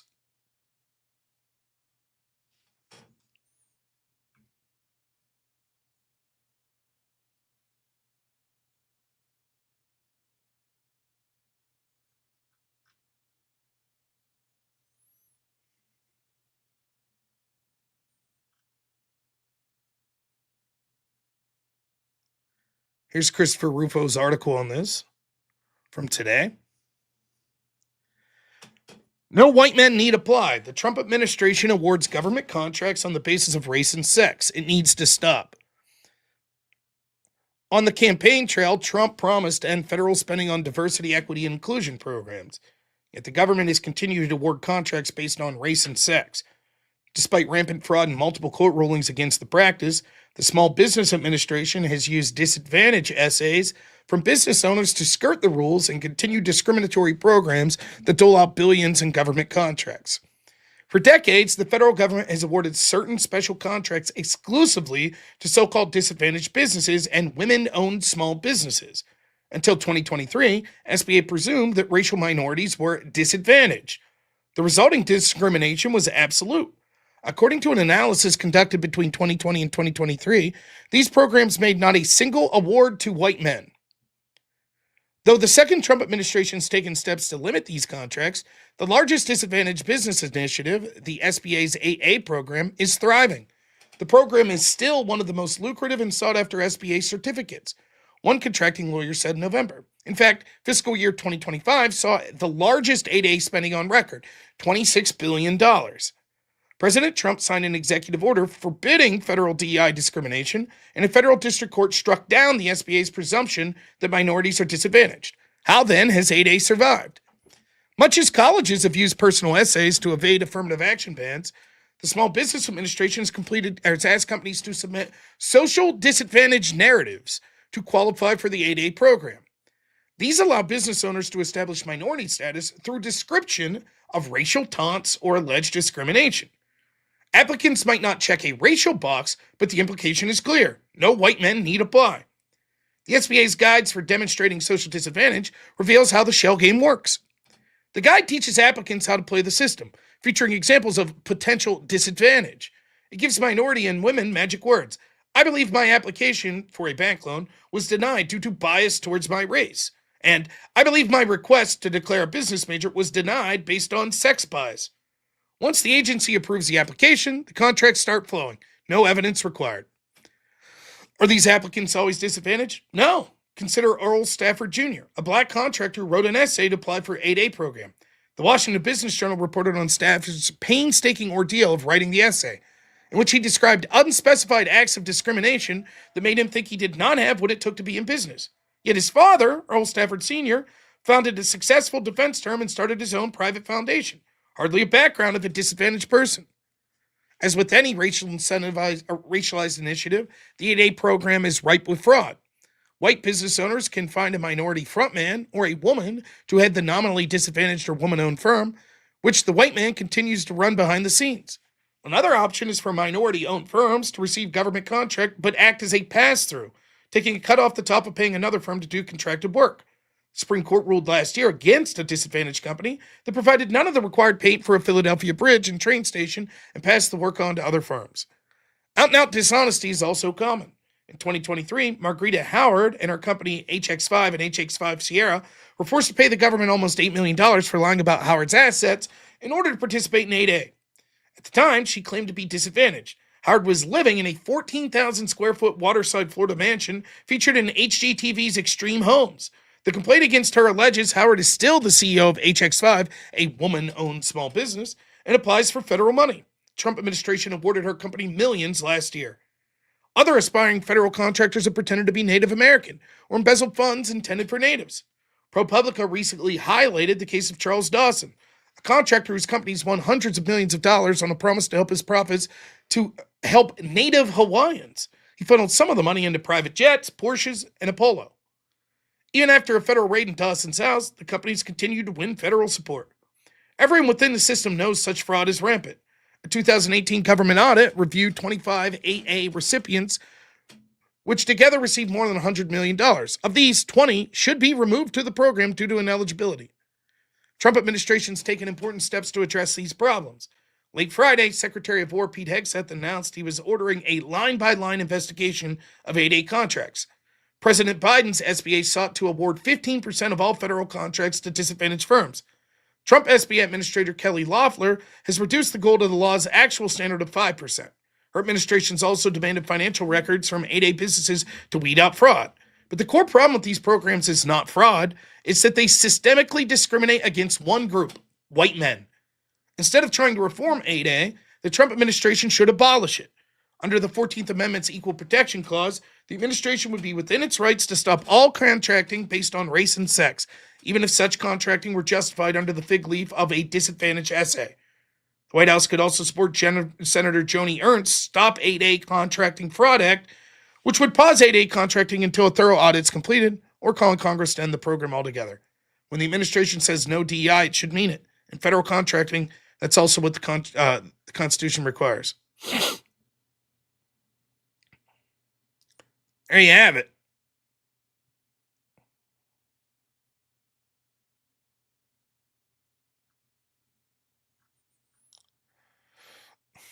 Title 13 CFR 124-103A, quote, creates a system where entire ethnic groups receive preferential treatment regardless of individual circumstances. While the policy aims to address historical inequities, it absurdly categorizes high-income Asian American subgroups like Taiwanese and Indian immigrants as disadvantaged, populations that statistically outperform national averages of education, household income, and business ownership rates. This blanket racial classification contradicts merit-based principles and distorts procurement processes. The Invest America's Act framework shows how well-intentioned programs morph into permanent bureaucracy. $50 billion annually funneled through the race-based contracting goals rather than competitive merit.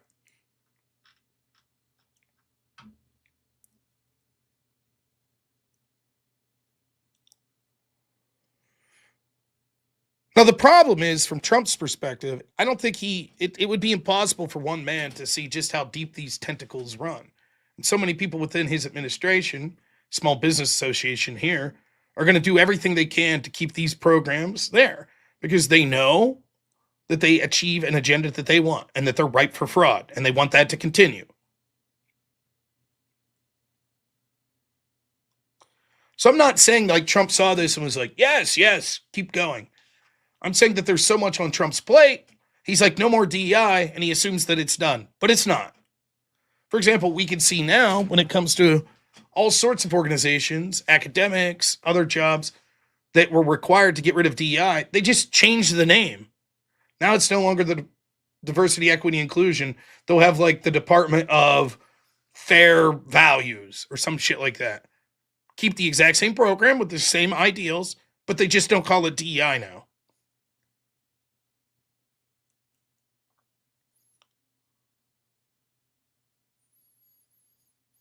Now, this goes in with the Somali fraud as well. I talked about this the other day. The officer that shot Ashley Babbitt, Michael Bird, I believe is his name. Turns out his wife was receiving millions of dollars to run a daycare. And at some point, you just have to ask, am I a fucking idiot? Am I the only person that doesn't know about these scams? Am I the only person just fucking working and paying taxes? I don't think so. I think it's a lot of you, too.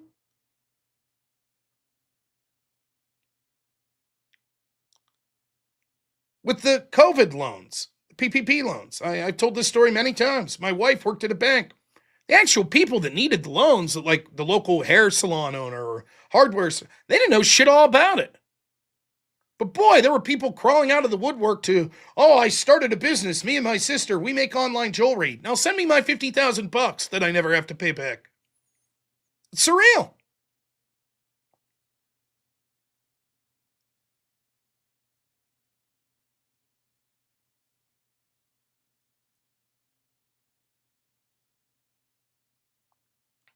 It becomes imminently frustrating.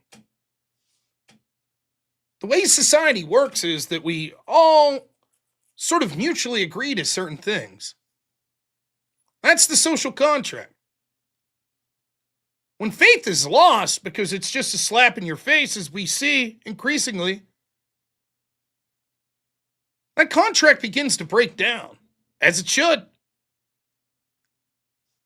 One of the things that frustrates me about this Somali daycare story more than anything, and I don't hear that many people talking about it, I've heard a couple.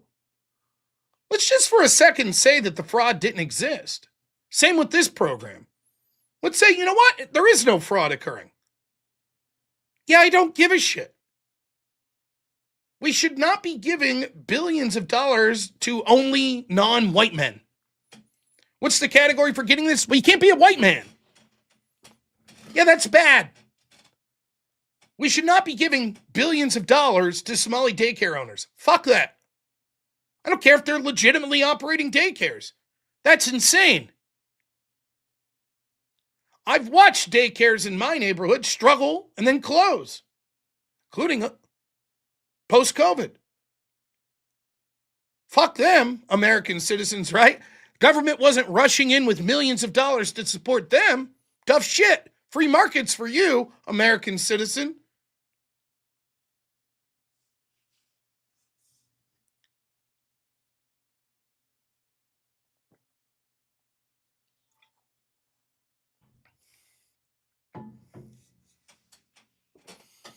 It's all so tiresome.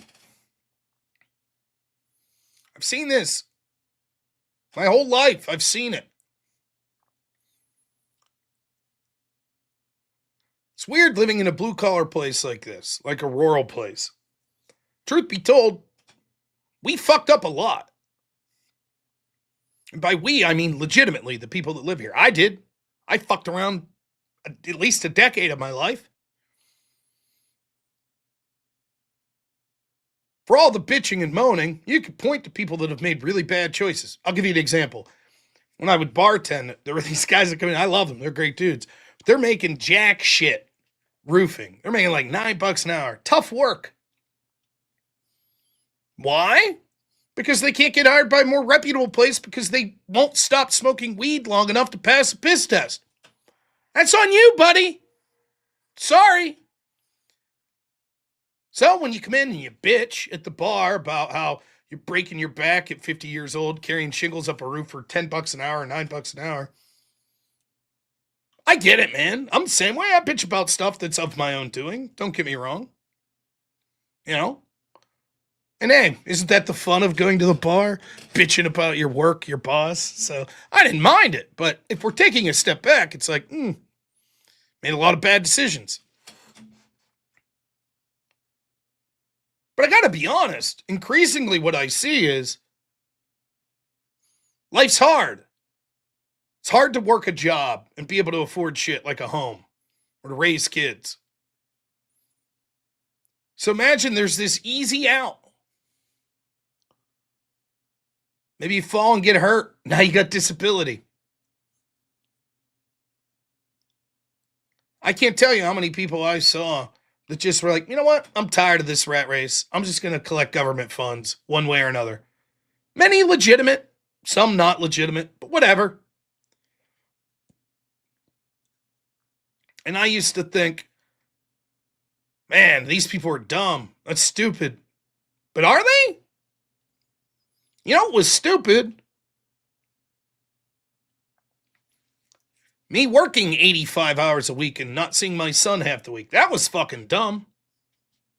That was real dumb. That sucked. That fucking sucked.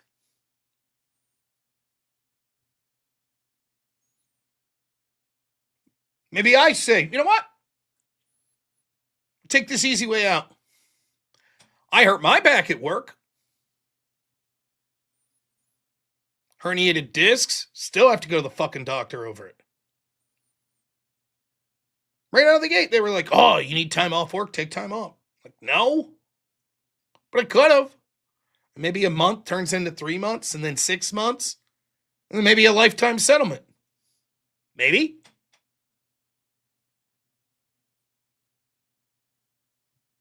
Maybe I was stupid. But I didn't. I went to work, didn't take any money.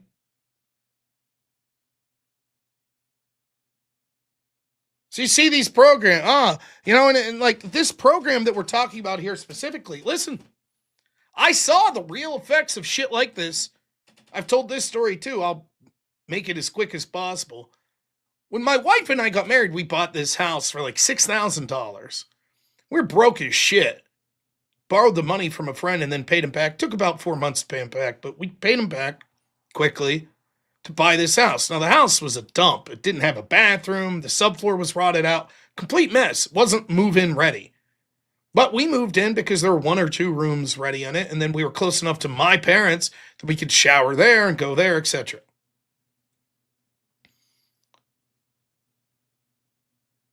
They decided that they were going to put sewage in. We just had septic tanks and things like that. So they were going to put sewage in that you had to connect to.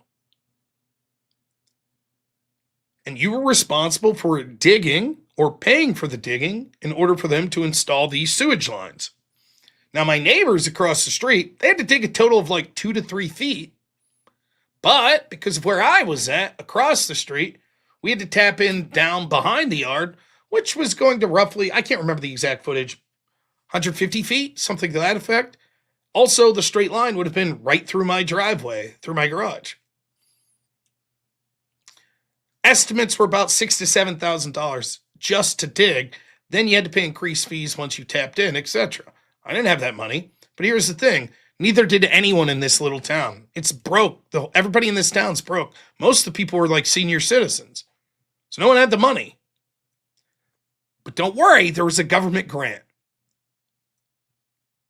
Now, if you were under a certain income bracket, then the state government hired people that bidded, contractors that bidded on this process, that were going to come out and dig for you for free. And we qualified for that, as did probably 95% of the town. And so everything was squared away. They set up a bidding process. One contractor won. They were going to come in with backhoes, dig up the yard. Then the state was going to come in, hook it up. That's what they were going to do in this whole town. And then it fell through. You want to know why it fell through? Because in this rural town of, I'm guessing 300 people, maybe, probably less than that, that as far as I know, there was not one person that wasn't ethnically white. None of the contractors that bidded were minority owned. None. And so the state said, you can't do it. It's void.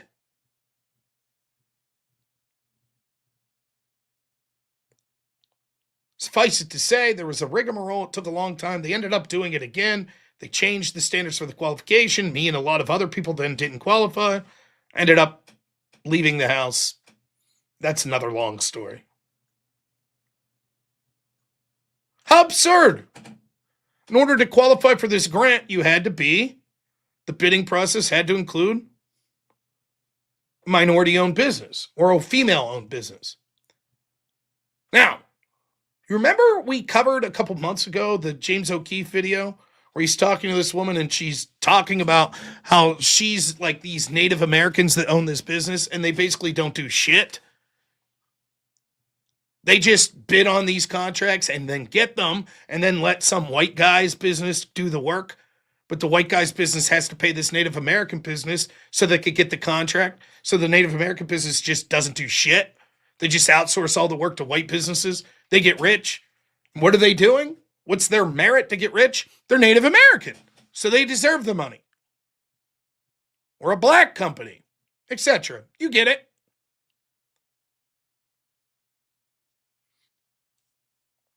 That's the reality we live in. We just accept it.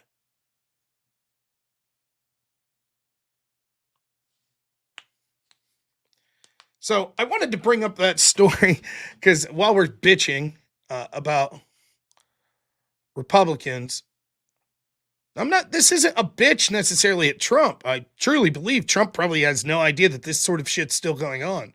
But I hope someone in Trump's team sees what's happening and it's like, yeah, no, that can't happen. We need to end this shit. It's ridiculous.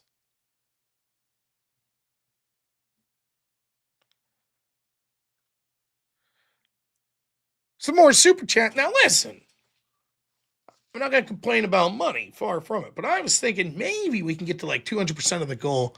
I'm doing real behind the 8 ball here this month with super chats due to my own travels and what have.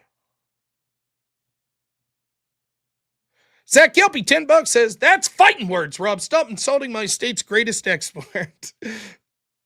And then Bagger Vance, $10. Thank you so much, sir. Reminder, keep getting those super chats in. There's one other story now that I've pissed off half my audience because, I talked about Republicans. I couldn't let this go. I don't know how many people covered this.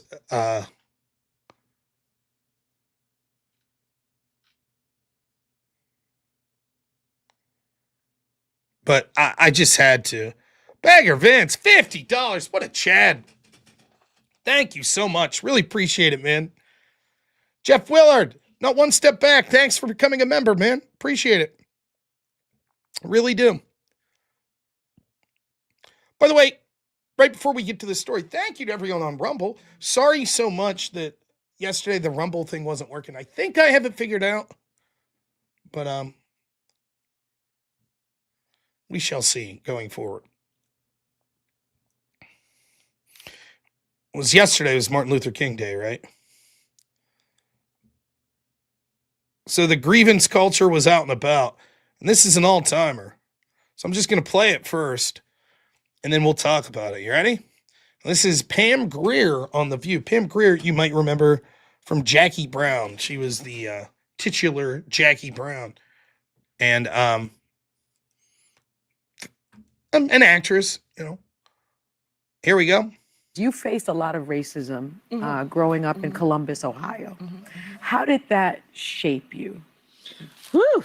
Well, the military wouldn't allow black families to live on the base, so you had to live in an apartment, and you couldn't take a bus. You couldn't afford a car. You walked. Your dads walked to the base, and sometimes we would go from tree shade to get back to the apartment.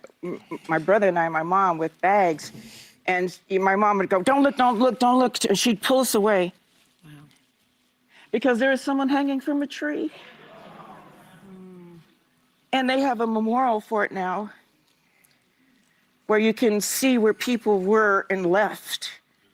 And it triggers me today to see that a voice can be silenced.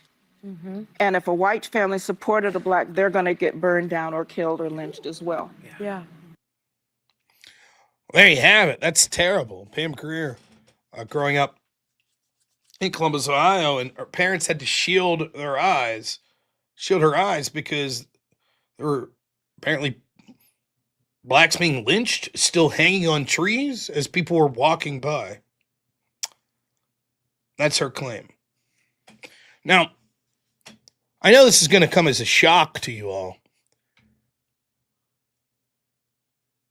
but it turns out that's bullshit.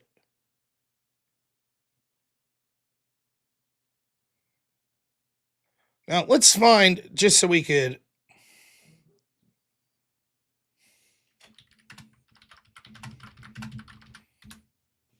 Pam Grier was born in 1949.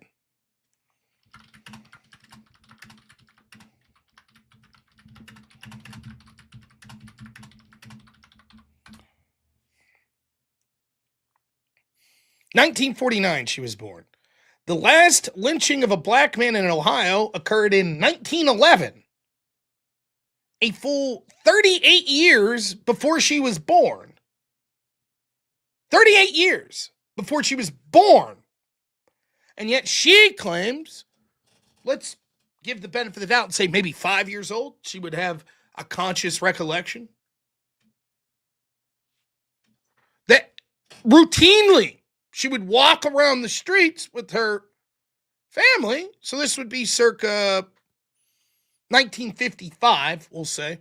In 1955, as a young girl, she's walking around Columbus, Ohio, and her father has to cover her eyes several times, apparently the way she seemed to imply there, because there were literally black people lynched in trees, hanging from trees. In 1955. Now, to believe this story, you not only have to believe that they were killing black men in this manner, but that literally they were just allowing them to hang there. Blatantly, as evidence of their crime.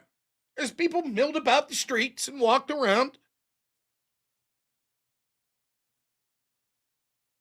That's what you would have to believe.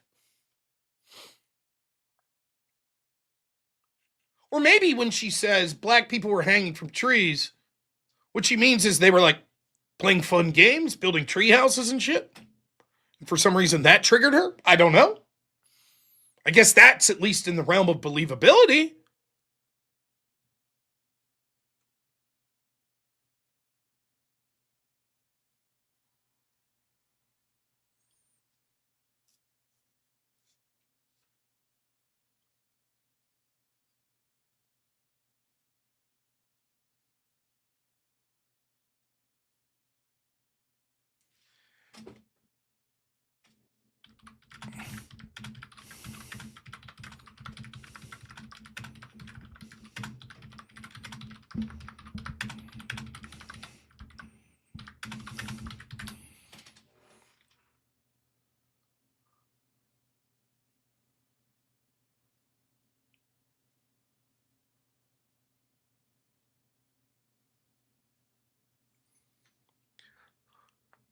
More black people are killed every year in black on black homicides than the entirety of lynchings in the history of this country.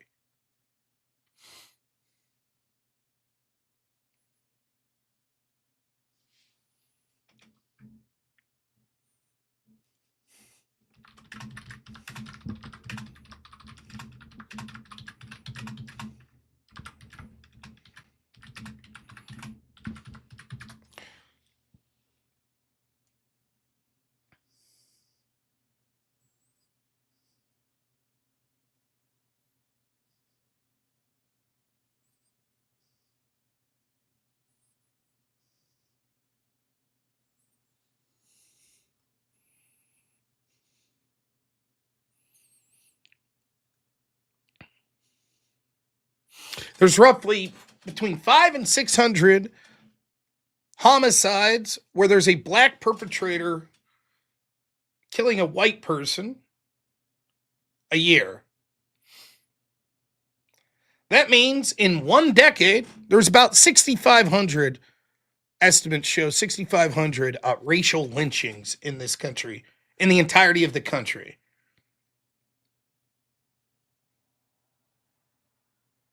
In one decade's time, on average, more whites are killed by blacks. You say, what about blacks that kill, or what about blacks that are killed by whites? Yes, that happens despite the fact that there are far more white people, that happens at about half the clip. According to the studies I was looking from the Bureau of Justice Statistics, FBI studies, etc., blacks are about 23 times more likely to commit an act of violence against a white person than vice versa. But hell, if we do the data out to the logical extrapolation giving any benefit of the doubt, this would mean in a 20-year period, we have the amount of whites in excess that are murdered by blacks equal the entire history of lynching in this country of black people.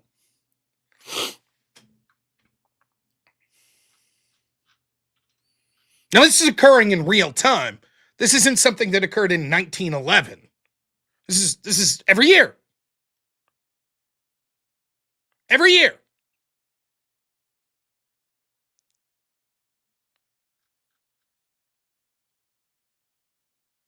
But we have to, just like you see, I mean, did you really think that the race hoaxes wouldn't exist in the past? Like the people claiming shit that they saw in the past?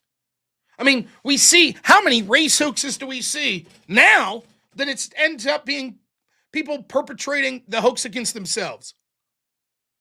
By the way, just to give white people their bullshit too. Wasn't there a white kid here recently that faked a fucking race crime? Remember that? Claimed that like Mexicans shot him or some shit and it was all bullshit? Fuck that guy. I have to do a follow-up on that because I hope that guy goes to prison for a long time if that was a race hoax crime. Fuck that. Give a shit. White, black, whatever. That shit's heinous. I'm so fucking tired of privileged people of color pretending to be the victim. Go fuck yourself. Oprah's a victim. Michelle Obama's a victim. Pam Grier's a victim. Every black actress is a victim. Fuck you.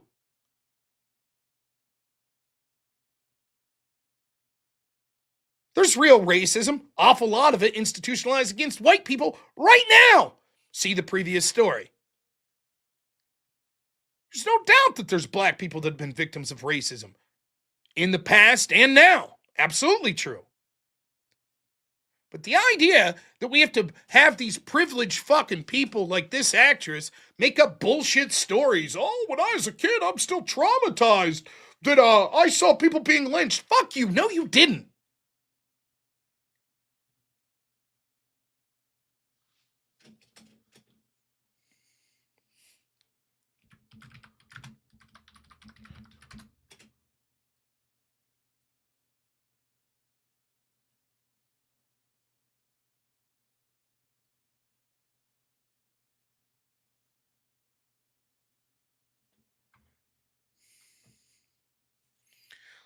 Find this article.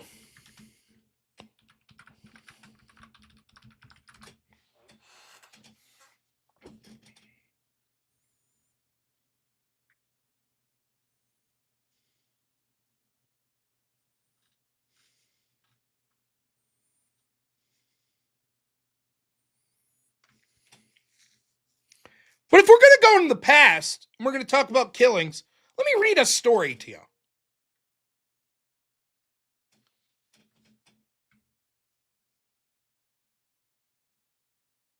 Stop if you've heard this one. I bet you haven't. Let's read some details, shall we? 170 days of racial terrorism struck the white residents of San Francisco from an October 20th, 73 until April 16th, 74. Known as the Zebra Murders or Zebra Killings, 4 black men, Jesse Lee Cooks, Larry Craig Green, Manuel Moore, and JCX Simon, murdered 15 whites. 13 victims were shot to death, while the killers hacked the other 2 to death with machetes. Other victims suffered paralyzing bullet wounds, sexual assault, and robbery. Plus, one survivor managed to cling to life despite being repeatedly hit in the head and left for dead after suffering several deep slashes to the face. The killers sometimes took trophies, including Polaroid pictures of their victims. The motivation for these murders was the same in every case. The killers viewed their white victims as devils to be eradicated to make up for the history of African slavery and oppression. Mystery writer Clark Howard's history of the case, The Zebra Killing, 79, exposes some unsettling facts about the zebra killers. Larry Green, nicknamed Yellow in Howard's account, came from a decent home and was a high school basketball star. While Jesse Lee Cooks fits the archetypical mold of the career criminal, Simon, called Skullcap, rose above an impoverished background in Texas, where he developed pinworms because of his habit of spreading fecal matter on his face, and became a married father with a good job in a grocery supply warehouse. However, despite never experiencing racial oppression himself, Simon joined the Nation of Islam in 1970 as a devoted believer in black supremacy. Another member of the killer gang, Anthony Harris, aka Judo, became a Nation of Islam member despite having a white wife. True to his first calling of fiction writing, Howard's The Zebra Killings is full of dramatic recreations, made-up dialogue, and supposition. For instance, one of the characters, Van Dyke, is a composite character based on anti-white street preachers and black Muslims in the Nation of Islam. Howard portrays Van Dyke as the man responsible for the radicalization of the zebra killers. Again, no such man existed. On top of that, Van Dyke's relationship with the Nation of Islam, and therefore the relationship between the zebra killers and the Nation of Islam, is uncertain. Despite these flaws, The Zebra Killings is a well-written work. You just have to take it with a massive dollop of salt. Religion, specifically the Nation of Islam, radicalized these men, both in prison and on the streets. Nation of Islam leaders pumped their heads full of nonsense about how slave masters cut black babies out of the wombs to use as hog feed. Ministers also told their flocks that the religions of Christianity and Judaism were created by whites in order to destroy superior black men and their culture. Cooks, Green, Moore, Simon, and Harris proved to be enthusiastic students of the teachings of the Nation of Islam. Van Dyke dazzled the men with stories about the so-called death angels. Nation of Islam called men death angels if they killed 9 white men, 5 white women, and 4 white children. The death angels scattered throughout California killed as many as 135 white men, 75 white women, and 60 white children. The first known murder carried out by the zebra killers occurred on October 20th, 1973. On that day, Cooks, Green, and Harris kidnapped Richard and Quita Haig while the married couple enjoyed an evening walk around Telegraph Hill in San Francisco. The group sexually assaulted Quita in the back of their van. They forced Richard to watch. Then, after reaching the same train tracks outside the city, the group beat and slashed Richard with a wrench and hacked him with a machete. He somehow managed to survive. As for Quita, detectives later struggled to determine which of her countless wounds might have been fatal. All told, she suffered stab wounds to her head and neck. She also suffered cuts to her throat that came close to decapitation, plus a series of hacking-like wounds to her spine. A week later, Cook shot and killed student Frances Rose, 28, as she tried to get to class at the university's California Extension campus in Laguna Street. 53-year-old Jordanian immigrant Sammy Arakat, the owner of Arakat's Grocery near the Civic Center, greeted shooter Simon as a fellow Muslim before Simon shot him to death in the store's bathroom. Artist Paul Dankik, 26, took 3 bullets to the chest as he used a payphone. 2 days after this, Art Agnos, the man who would later serve as San Francisco mayor from 88 till 92, walked out of a meeting in the black-majority neighborhood of Potrero Hill, only to be shot in the back. The same night, December 13, 73, 31-year-old Marita D. Guerra-Lima walked 3 blocks from her apartment at 651 Scott Street in Diversario. Simon got out of a black Cadillac and shot her to death. The fact that the victim had a black boyfriend did not save her. The last to die in 73 included 81-year-old Ilaria Bertuccia. shot to death while walking home from his shift of the 7-Up bottling plant. 19-year-old Neil Moynihan, shot to death while shopping at the Civic Center. 50-year-old Mildred Holzer, shot to death while waiting for a bus. And an unidentified homeless man whose remains were not found until February 10th, 74. Final victim, called John Doe by the San Francisco Police Department, experienced the full savagery of the black Muslim murderers. The unidentified white man suffered prolonged torture. The killers then decapitated him. His hands and feet were removed post-mortem. Plus, the killers cut his torso from hip bone to hip bone. In response to the rash of murders, San Francisco Police Department created a special task force codenamed Zebra after the use of the Z radio frequency in the phonetic alphabet used by San Francisco PD in 73. Zebra denoted the letter Z. Detectives Gus Corus and John Fontinos led the task force. Howard's accounts presents Corus as a gruff and Fontinos as more humane. Both proved to be dogged investigators who saw racial implications of the murders early on.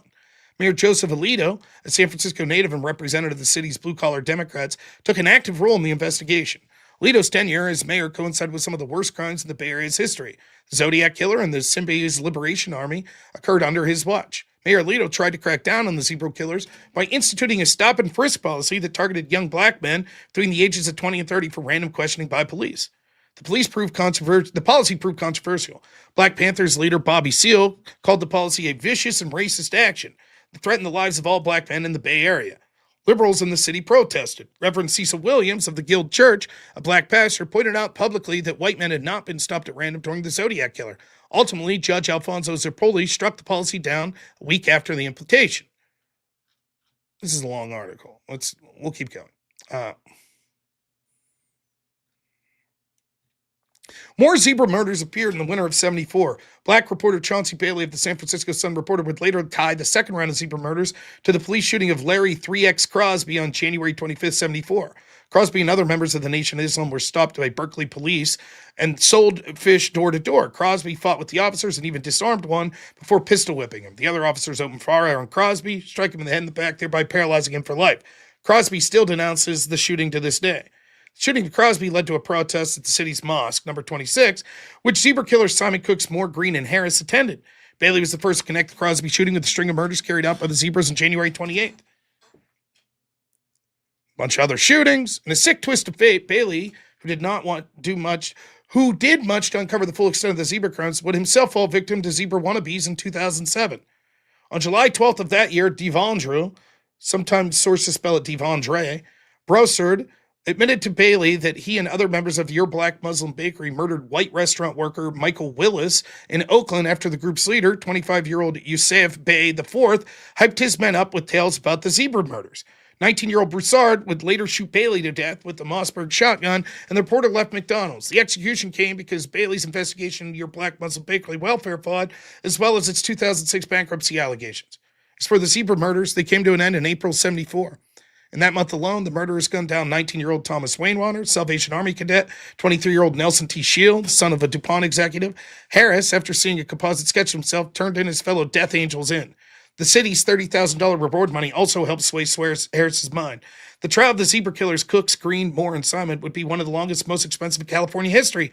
All four were convicted in 76 of multiple murder and conspiracy to commit murder. Simon died at the age of 69 in San Quentin. 75-year-old Moore died in 2017 while serving time at the California Healthcare Facility in Stockton. As for Cooks, he's admitted his role in the murders. Moore maintained his innocence until death. Simon told a parole board in 2007 the conviction constituted a legal lynching and died unrepentant. Green, on the other hand, admitted to a parole board last year that he indeed hates whites as devils and in 1970s, but now believes in equality of all races. The horrific story of San Francisco zebras killers is far from murder. The murderous group were not alone in their hatred of whites during the 70s. Essex used a Ruger 44 caliber carbine and 38 caliber pistol to murder 9 white people in New Orleans between 72 and 73. Later monsters include the Beltway Snipers, John Allen Muhammad and Lee Boyd Malvo, Frederick Desmond of Kansas City, Micah X. Johnson, the former Army reservist who used a Saiga AK-74 rifle to ambush police officers and kill 5 of them during a BLM protest in that city. Indeed, BLM could be considered heirs of the zebras. They have a similar thirst for blood, and BLM-adjacent terrorists like Johnson and Gavin Eugene Long coexist alongside criminal underclass of rioters that have been destroying American cities. Like the zebras in the Nation of Islam, BLM believes in black supremacy, and it keeps its members agitated by spewing hatred towards whites, including harebrained ideas of how whites have always hated and mistreated blacks. Such rhetoric has already inspired or likely inspired several murders of white innocents this year. Murder of 5-year-old Cannon Hinnon by 25-year-old neighbor Darius Sessoms.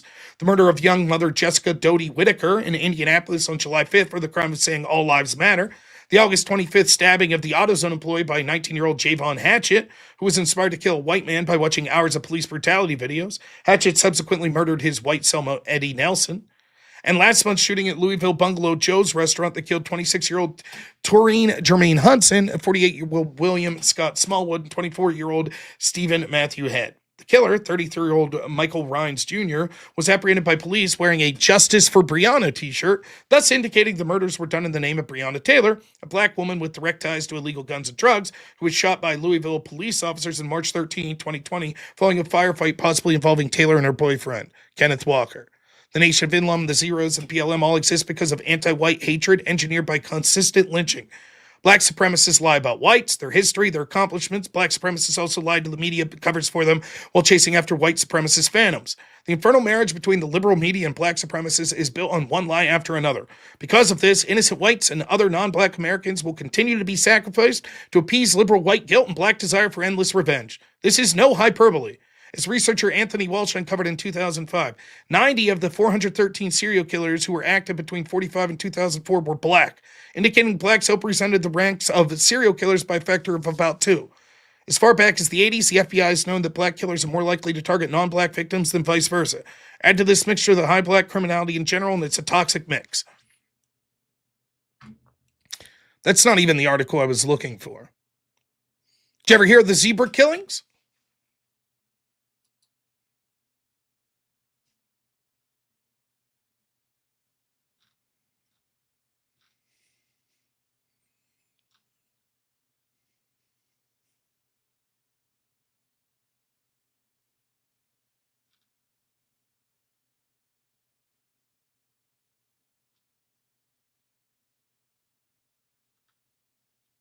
Here's more.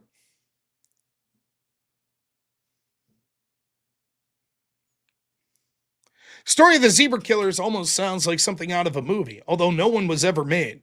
For decades, the Nation of Islam, the so-called black Muslims, have been preaching whites were the devils and products of mad scientist-controlled breeding experiment, and that such devils was a virtuous religious act. Yaqub! Yeah. Then, sometime in 72, certain elements of the sect transformed to religious dogma. Read all this. Black attackers typically went out alone or in pairs to commit the killings, usually selecting any seemingly vulnerable victims on the street at dusk or in dark, with their weapons of choice being guns, hatchets, or machetes. Sometimes victims were kidnapped and brought back to safe houses to be tortured and killed by the entire group, with their bodies afterward dismembered and discarded. According to later court testimony, black participants each needed to kill a total of 9 white men to be awarded the coveted title of Death Angel, earning them the right to have their photos displayed in the black Muslim meeting halls, while roughly double points were awarded for slaughtering white women or children, on the grounds that such killings were more psychologically difficult. Is that nice?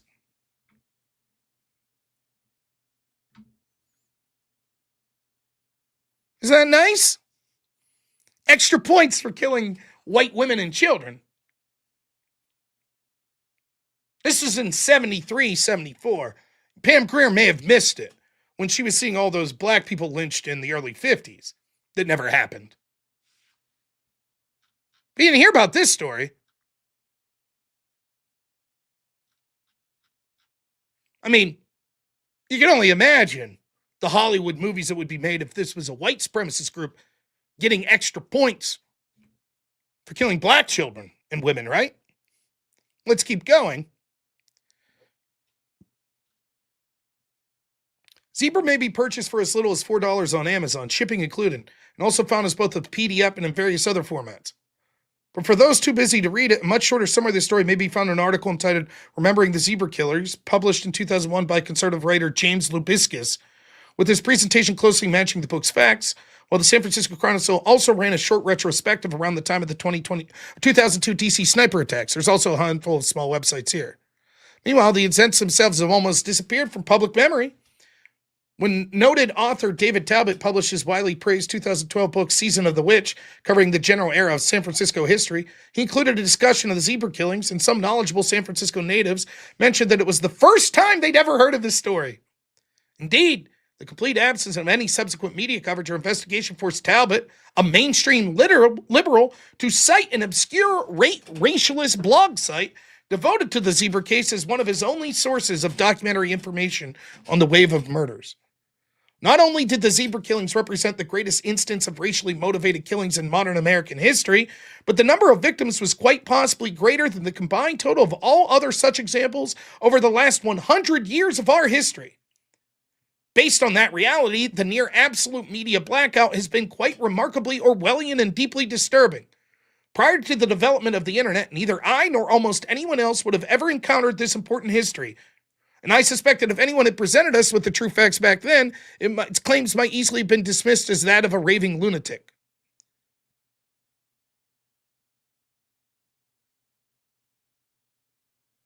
Just a couple weeks ago, it was discovered an attractive white teenage girl had been kidnapped by a group of black men in South Carolina, held captive, gang assaulted for days, and finally killed and discarded, with her body fed to alligators.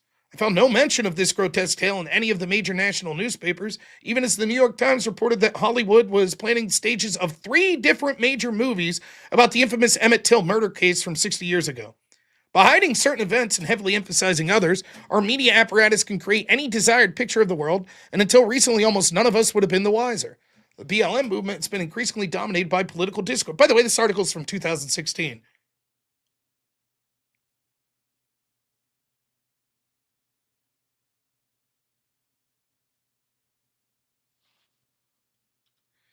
Talks about Trayvon Martin, Michael Brown.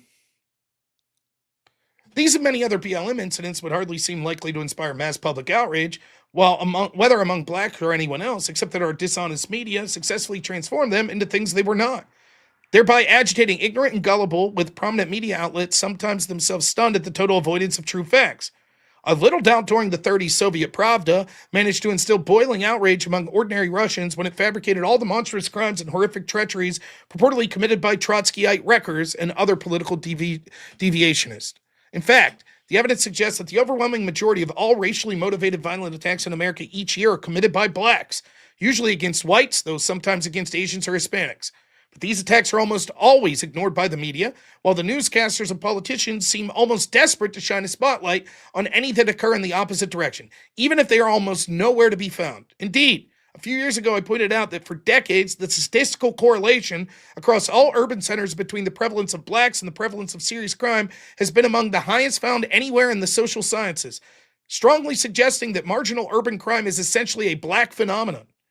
But individuals who form their worldview primarily from our mainstream media would probably remain unaware of these important facts. Before the internet, only gossip and rumor may have challenged the media-endorsed falsehoods. A pattern of blatant dishonesty that's too large and continues for too long produces obvious consequences. On a whole range of issues, certainly including racial ones, the American media may fast be approaching the point of negative credibility.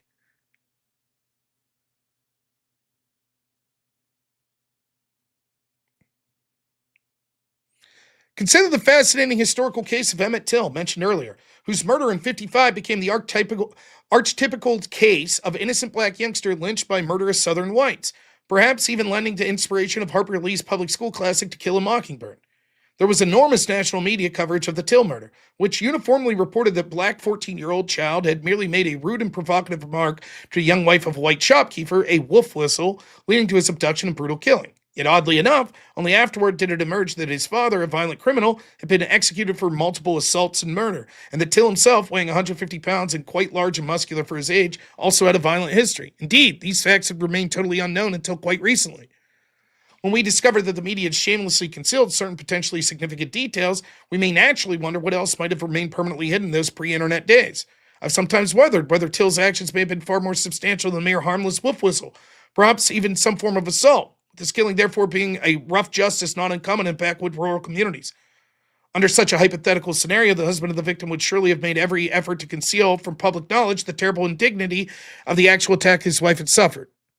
Perhaps such disturbing speculation is mistaken, but given the revealed pattern of deception, I don't think it's unwarranted. In pre-internet days, Trayvon Martin and Michael Brown might have easily joined Till in the roster of tragically modern youngsters. Zebra killings. I'd never heard it until I read that article in 2016. Never heard of it.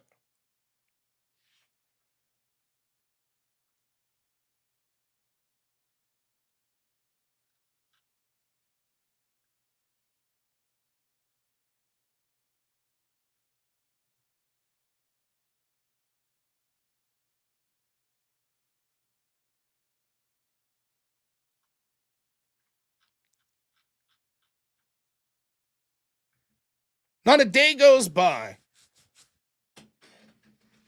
You can't, if you want, hyper-focus on some sort of crime committed by one group against another. We're a country of 300-something million people. If you just threw darts at a board and said, ethnicity, crime, ethnicity, you could probably find it. I want to see a Hispanic committing assault against an Asian. Probably find it.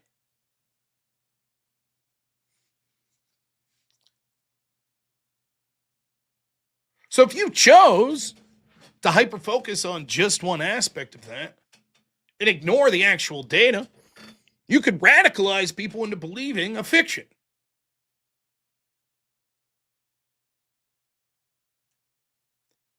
The year of the George Floyd riots, for example, the previous year,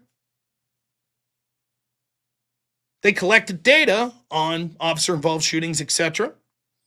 They polled Democrats and they said, how many unarmed blacks do you think were shot and killed by police last year? And over 50% of Democrats said over 1,000. Over 1,000. The actual number was 13. And yet, more than half of Democrats thought the number was over 1,000.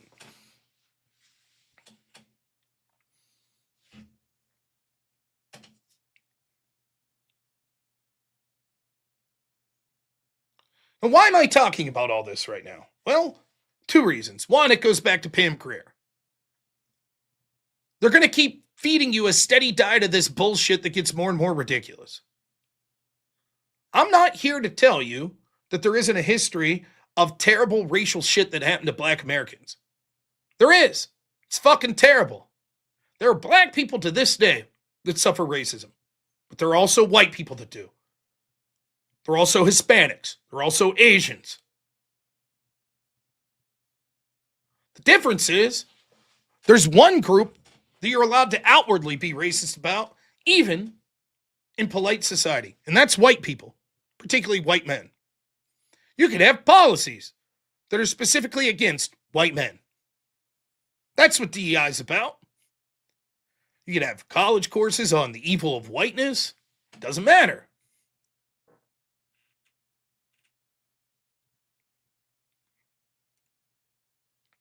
If we're going to play this game, if we're going to hyper-focus on criminality from one race to another, then the data is quite clear. I'm not the one who's gung-ho to play that game. Pam Grier is. The media is. The Democrats are. Of the systemic racism against black people. If we are going to play that game, I'm sorry, the data goes completely against that narrative. It's actually the opposite in almost every way that you could calculate. Does that mean that I'm saying treat black people like shit? Of course not. Many of the black people that are in my community are fucking awesome. I'd rather live next to them than some liberal fucking inner city white dude, or ivory tower white dude for that matter, living in Manhattan or some shit.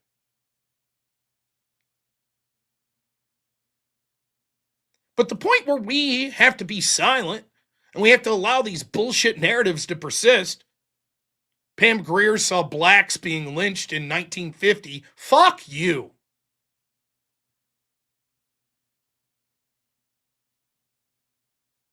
Fuck off. They have to invent shit because the demand for fucking racial criminality is higher than the supply. That's why Jussie Smollett had to invent his bullshit.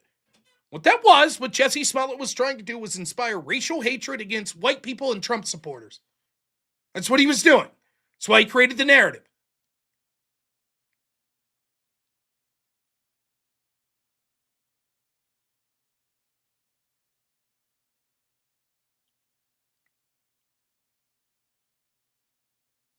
Michelle Obama's out there. She's talking about, let's see if we can find this.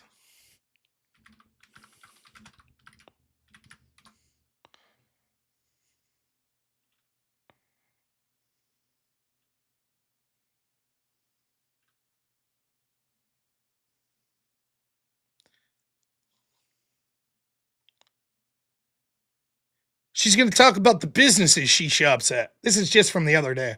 If I hear of someone whose fashion that I like and I know that they're a person of color I try to make it a point. But the clothes have to be available. You know, I think we can all do some work to think about that balance in our wardrobes. You know, what does our closet look like and who's in it? Who are we supporting in it? Right. You know, and I think if you have the money to buy Chanel, then you have the money to buy everybody. Right. And so let us be mindful, I think would be my advice. Yeah. Now, is there any problem whatsoever with Michelle Obama saying she wants to buy clothes from black-owned companies? I don't have a problem with that. More power. No problem with that whatsoever. I don't have a problem with black groups that want to talk about white violence against them. That's fine too. I don't have a problem with black people, black women, black Muslims, black men, whatever. I don't give a shit. Get together as a group, talk about the things you want, advocate for the solutions you want. I don't have a problem with that. But let's not pretend that if we reverse that there wouldn't be a lot of people with a lot of problems. If you had Melania, for example, who was out there saying, listen, if you have money to, buy FUBU, maybe you should find a white-owned business and shop there. Let's not pretend like that wouldn't be a huge problem. I say, fuck it, let it all go.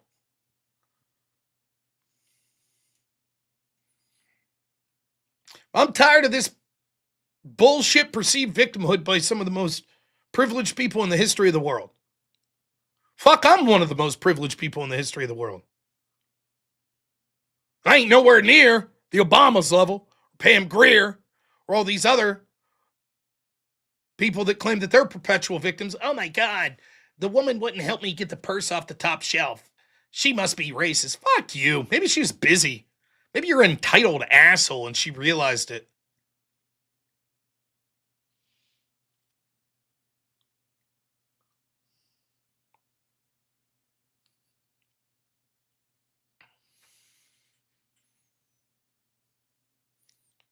So the Pam Grier thing, the bullshit hoaxes. Oh, I saw people being lynched. Fuck you. No, you didn't. You want to talk about reality? I'm sure you've seen reality of black people fucked over. Talk about it. But we don't have to buy your bullshit hoaxes. We should be allowed to talk about our reality of when we see violence in the other direction. If you could make up stories about whites lynching blacks, then I don't want to hear you cry racism when whites show real evidence of blacks murdering whites. And I'll guarantee there'll be people on the left that'll watch this and be like, look at Rob's racist rant here. Fuck you. Why? I bring up the zebra killings to show the discrepancy. On one hand, we have Pam Grier making up abject bullshit about black people being lynched in Columbus, Ohio in the 50s. And on the other hand, I bring up a story of actual prominent serial killing with court documents showing that they were killing white people for sport and giving themselves increased points for their score if they killed white women or white children. And it's almost an invisible story because no one's talked about it. That's the point of bringing up the story.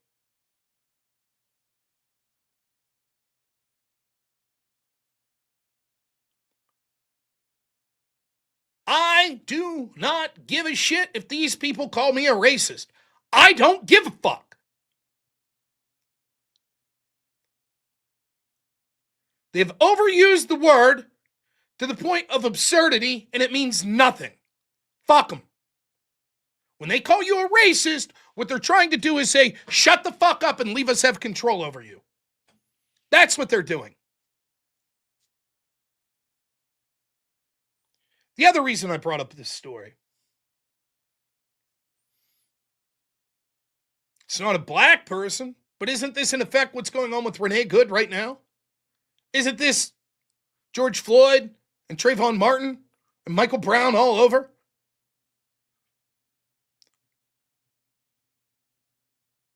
Manufacturing a story to justify the violence that'll come as a result thereof?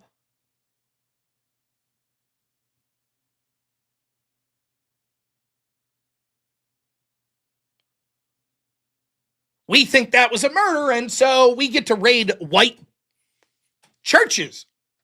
And Don Lemon gets to say they're white supremacists. It's a racial thing. They don't like it because I'm a gay black man. Fuck you.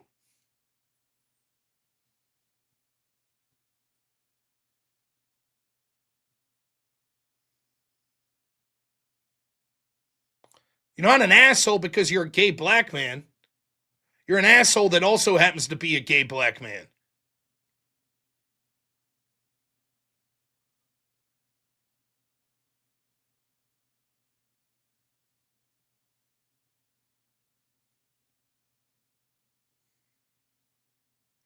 But happy MLK Day, everyone, right? All right, more super chats.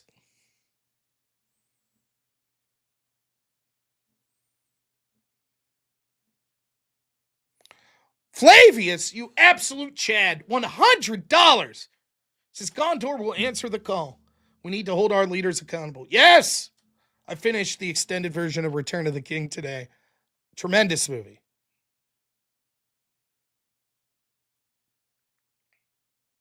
Zach, thank you so much, Flavius. Unbelievable generosity. Zach Kelpie, $5 says, that's a really big lie, unfortunately. Not nearly as big as that double chin. Pam Greer, stop it. Pablo went. Scobar, $2 says, shekels for the good work, thank you. Q-Tard, member 4 months says, woo, I'm a member. Thanks, whoever did that. Thank you. Birdie the dog, member for a month, says, love the show, Rob. Thanks for keeping me informed. Of course. Mr. B, thanks so much, man. $20 says, Rob, big fan here, but I have some constructive criticism. Fuck you. No, I'm just kidding. Yesterday's rant, so cathartic, had us middle classers feeling spoken for and understood, but you tend to always let detractors like Brian come in and throw you off and take over. Yeah, it's fair criticism. I never know what to do with that. A lot of people like, right, when you bring on different people like Matt O'Brien's a joke. He's comic relief, basically, at this point. You're not going to get any sort of intelligible conversation out of him. But I thought it was funny and added a little levity to a pretty dark conversation. I don't know how much more I had to say on it yesterday as well. But yeah, what's the utility of bringing someone like him on? I don't know. I just think it's funny. I have no idea what the strike against me was for. I just don't know. But yeah, it's fair. I saw other people saying that in the comments, like, stop bringing this guy up. It's fair.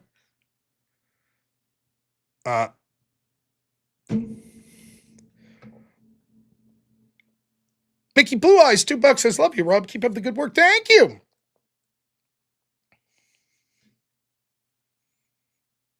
Now, our friend Cool Vic made a video. Let's see if I can find this. I haven't watched it yet.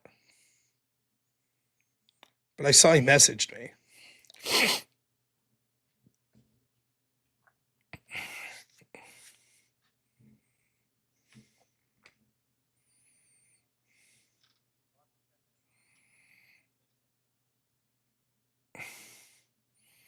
So you can check it out if you like. I'll share the link. Vic's a great guy.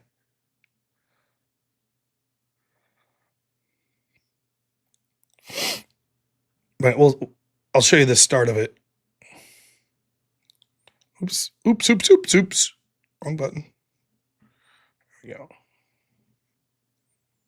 A little bit of respect for me and come on my show, and they don't ask me to take Cross my the 10-minute hat mark. off, and I don't 10 minutes. insult them either. The reason why I insult you, Rob, is because, well, there's a couple. I think you have. All right, I'm going to skip ahead here.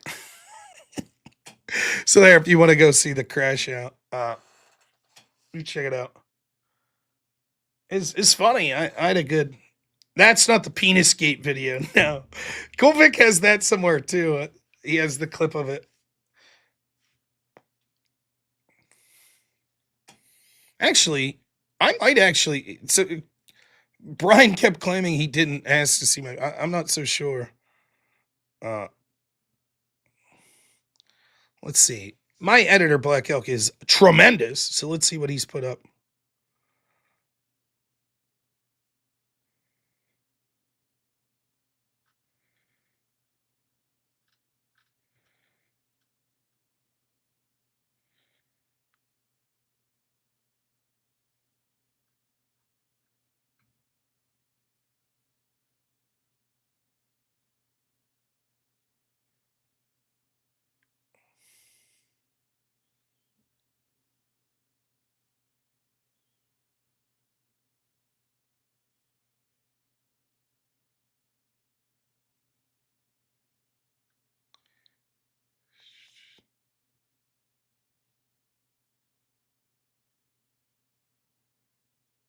Mm-hmm.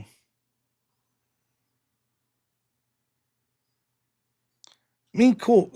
I thought that was put up. That there was a video of Mean Cool Vic streaming. I don't know. Well, somewhere out there it exists. Maybe it's on Cool's channel.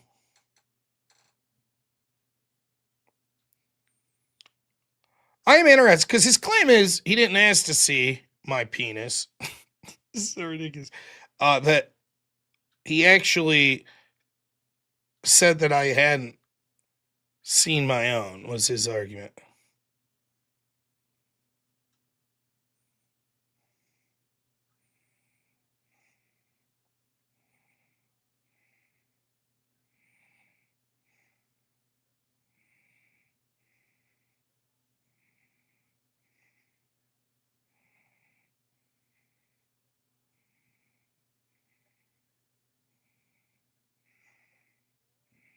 Okay, here we go.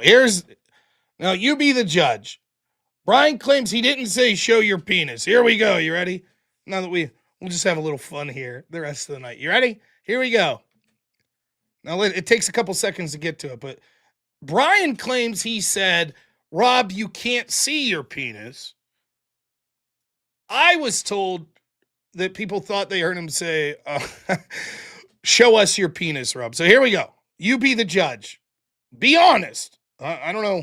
Respond. If you would shut up, I would do that. Fuck. If you would Why don't you show your tits, Rob? Show your again, tits. is that what you said to that woman that you allegedly bilked out $37,000? Is that what you said to her? Addict.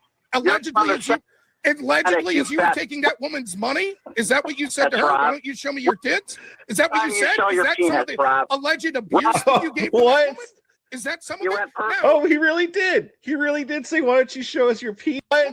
Is that some of You it? went per- Oh, he Show Is your that some penis, of the Rob. alleged abuse that you gave to that What? woman? Is that some of You it? went- Is that what you said? Show Is your that some of penis, the Rob. alleged? What do you think? Now, I will say, it sounded to me. He says, show your penis, Rob. That's what it sounds like. Now, also, the circumstantial evidence suggests that's what he said because he previously said, show your tits. So it would follow in line with that if he says, show your tits, then show your penis, as opposed to show your tits, and then when was the last time you saw your penis? Yeah, that's what I heard. I heard, why don't you show your penis, Rob? You want to slow it down? Here we go. Let's. What? Is that it? Is that what you said? show Is your that penis. taking that woman's money? All right, here we go. We'll slow her down. Let's do 0.5 speed. You ready? All right, you sleuths. Here we go. Is that what you said to That's her? Why right. don't you show me your tits? Is that what you said? Show Is your that some of penis, the Rob. alleged abuse Rob. that you gave? Show Is your that some of penis, the Rob. alleged abuse? Is that what you said? Show Is your that some of penis, the Rob. alleged? Oh!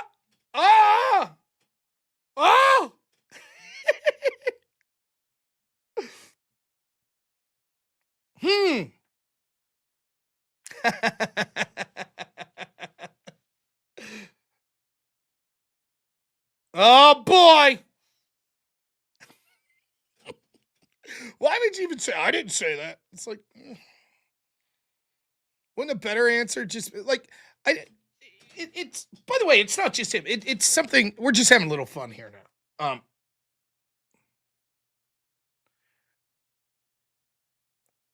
I am always amazed when people lie about sort of shit that's not that important. Like Brian did it yesterday in this. He said, I never said this is the last you'd hear from me. And I'm like, yeah, you literally said it in a text message. Here, I'll read it. And he goes, oh, no. What I meant was when I said this is the last you'll hear from me, the implication was on text, but I'll still message you on your show. Like, why make that up?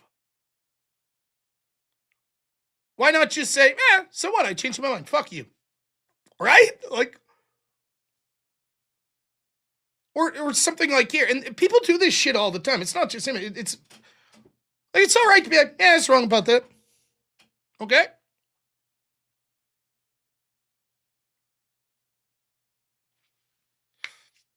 I know I'm not just it's fun to pick on Brian. It's fun. But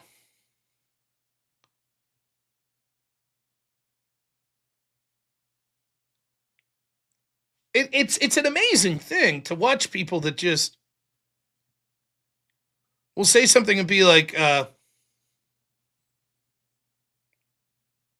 just blatantly make shit up. And it happens an awful lot in these online discussions. They'll say something and be like, I never said that. The whole Sarah Tomato thing, it was the same shit. Sarah going, I wasn't there. I didn't say. I just saw. I happened to be there while people were going over there trolling you. I had no part. I didn't tell people to go over. And then you see, it's like, yeah, you did. Dusty, no one trolled you. We didn't. Dusty literally says, go troll them. Why not just say, yeah, we said it. Fuck you. So, and? You don't like it? Tough shit. Okay. It's amazing to me that people just straight up make shit up. Or you could say, I don't think I said that. Maybe I did.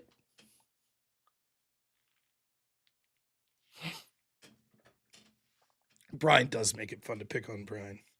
Intel Wild, $5 says, Rob, honest question. Are we in a mini civil war right now? It depends on how you use the word civil war. It's one of the things Tim Pool talks about a lot. Yes, I would say that it's a mini civil war. It's not kinetic, really, though there is certainly violence that's being used, particularly by the left. But there is an ideological war and a balkanization occurring. And one side's playing for keeps.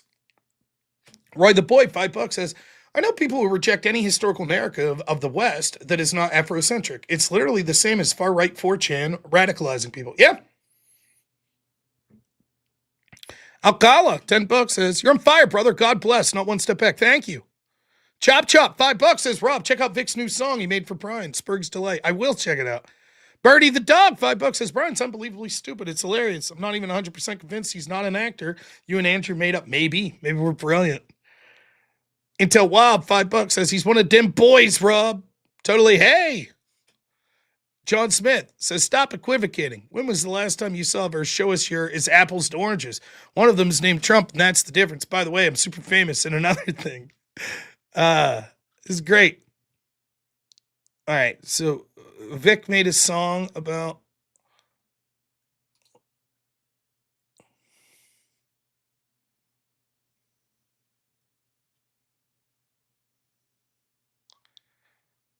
is it short?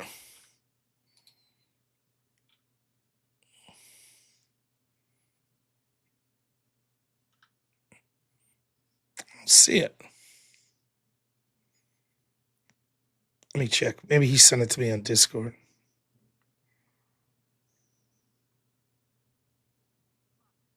$18 minutes. Oh, he just lit up the whole thing. We'll listen to a couple seconds here. So here, Cole Vic's version here. Rob, please, I want you, seriously, I care about you, Rob. I want you to take care of yourself. And I'm hoping that you continue to succeed in begging people for money on YouTube. You'll make it, Rob, don't worry.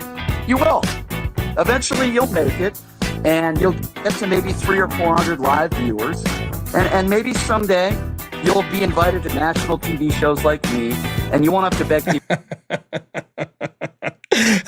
Vic's funny, man. That's good stuff. Mr. P, member, 8 months, says, here's for the long haul, not one step back. Big W, thank you. Paulie says, this is my idea. Well, very good. Yeah. It was fun, though. The only thing that sucked was my super chats were down. I feel like people would have had a good time donating while he was spurging out. But well. For the love of the game, baby. All right. Let's see here. Oh, over on Rumble, tired person. $5, thank you. Says showing support. Thank you. Flavius, thanks for coming over to Rumble. Leaving a special message over there about Brian. Dirty Sippy Cup, $2 says, you have to read this aloud. Okay. Fair enough. I don't I understand your point, though. Uh,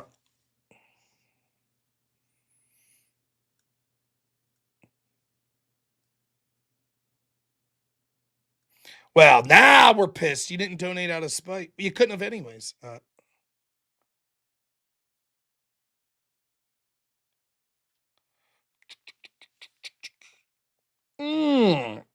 Now tomorrow we have. How do I feel about the church terrorism? Go watch yesterday's video. I was very animated about it. So I had 2 videos up from yesterday. The Law and Order episode, we talk about it after like the first 40 minutes. And then actually it's probably an hour and a half in. We get specifically to the church. And then much of my video after that was on it. I'm not happy, I guess would be an easy way to sum it up.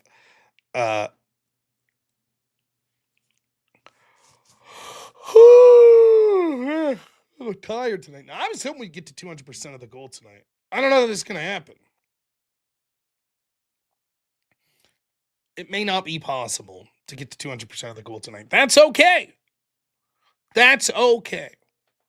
We're still going to plow on through. Now, I have stuff coming up here that hopefully you guys will appreciate. So tomorrow should be a TikTok siege, time to be determined. Plus, then you'll see my regularly scheduled show at 10 o'clock, unless the siege is during that. Thursday, I'll be doing the no prep debate over on Speakeasy's channel. Probably another TikTok siege Thursday or Friday as well. So, Intel Wild, $20 says, don't read this, Rob. Okay. Yeah, I just see the bar light up and I click it. So when people say, don't read this,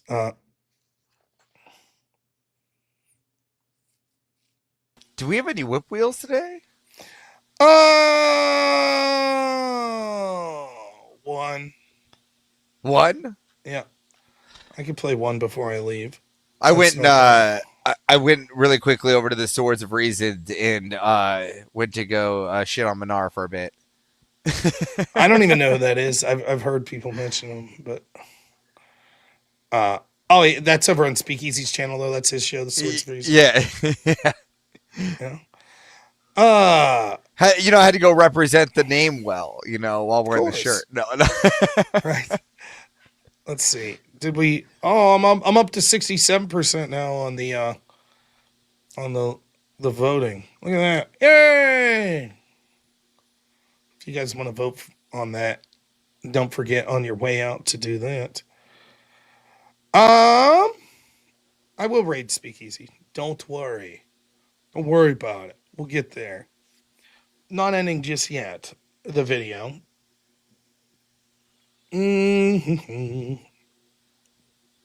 Checking a couple things. Now, last night there were 2 officers shot in Portland.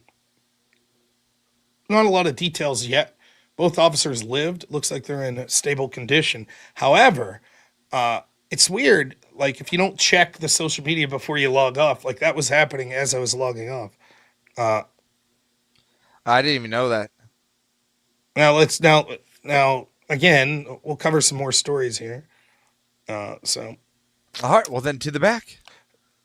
This is what I'm talking about, criticizing.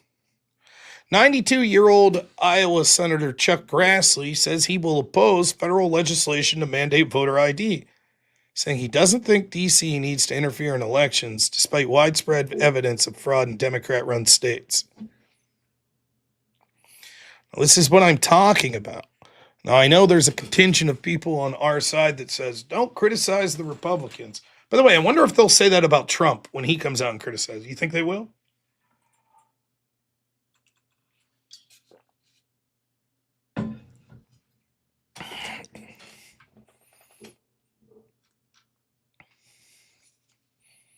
I don't know.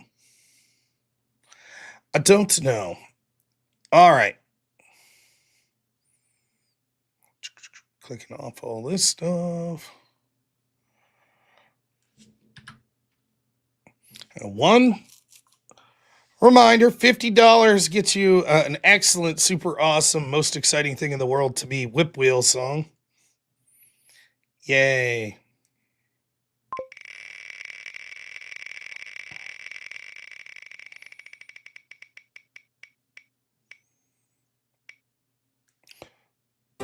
Sea shanty. Wow. Okay.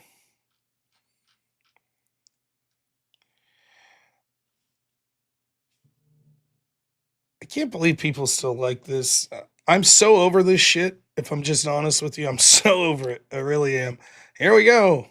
Where there's a whip, there's a way. There's a way. Where there's a whip, there's a way. There's a way. We don't want to go to war today, but the Lord of the Lash says nay, nay, nay. We're gonna march all day, all day, all day, all day. Where there's a whip, there's a whip. There's a way. Where there's a whip, there's a way. There's a way. Where there's a whip, there's a way. There's a way. Left, right, left. There's a way.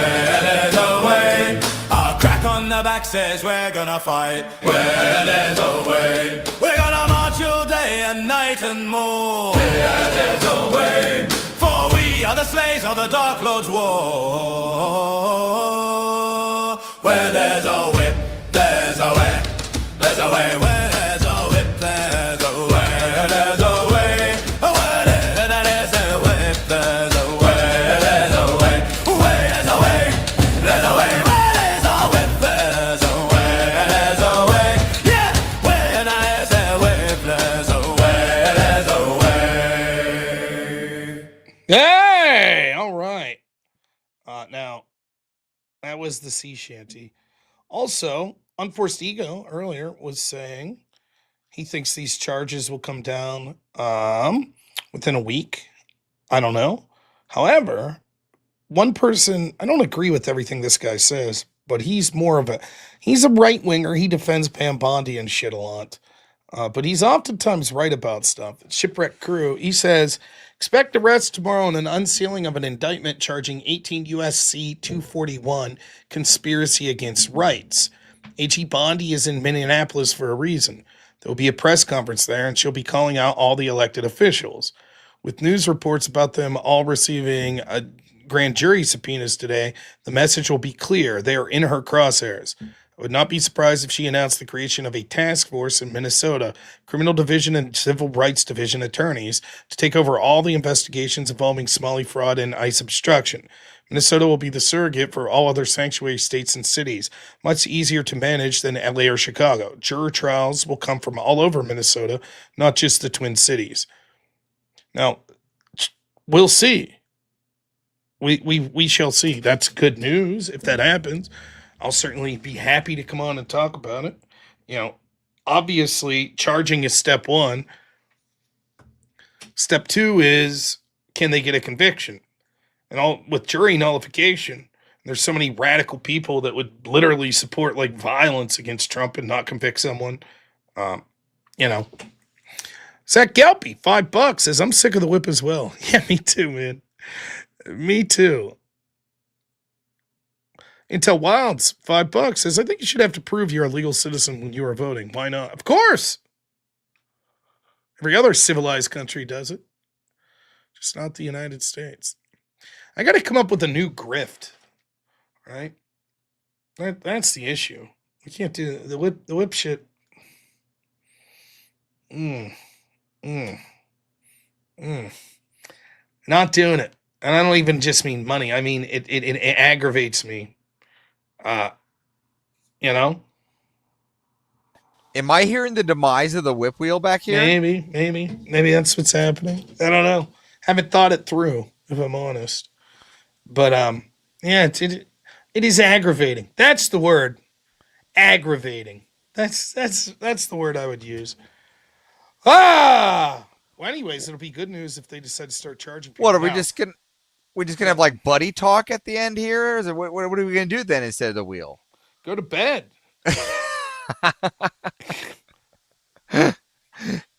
So let's see. Just reading a couple news stories real quick before we head out here. Oh yeah, I got a raid over to Speakeasy. That I could do. That's no problem. Now, if you have any super chats to send in, now's the time. We're gonna be heading out. Good chance to get us to 200%. Those big donos out there, hint, hint, nudge, nudge. All right, we got people are tired of our shenanigans. They're like, what? Up the price? Yeah, $5,000 now for the whip. Zach Gilpy, $10 says, hell yeah, end of the whip wheel. Just so we're clear, we did up the price by getting rid of the $20 original whip song. That was upping the price right 93 fucking times I listened. Is that what it was? 93 times one night. Yeah, no good. That was not a good showing. But well, anyways, I think we got a lot of stuff coming up that people will like. Trying to line up some debates stuff. I think these TikTok sieges, I think people are going to like it. Now, the problem from my perspective is I have a lot of crossover with Andrew's audience, and seeing as how we're doing that show together, there'll probably be a lot of people watching over there. But you should come watch over here and donate money to me instead of Andrew, because Andrew, I don't want to fucking spread rumors. But here's the truth about Andrew. You want to know where your fucking money's going if you give it to Andrew? I was just at his house. You want to know what he's doing? He's got an entire fucking basement filled with olive jars that he practices opening. Is that where you want to put your money? He's obsessed. The man is obsessed. So me, I'm spending the money on more fruitful stuff. Like a computer. And cracking hookers, says someone. Yes! Wait, no. What do we do about this receipt here for your gold-plated gazebo? Yes, right. Yeah. That's right. Old Joe once asked for a permanent whip wheel. So who knows what the answer was? It's probably something like, weirdly enough, I make money with it, and I like money, but it does aggravate the shit out of me. But anyways,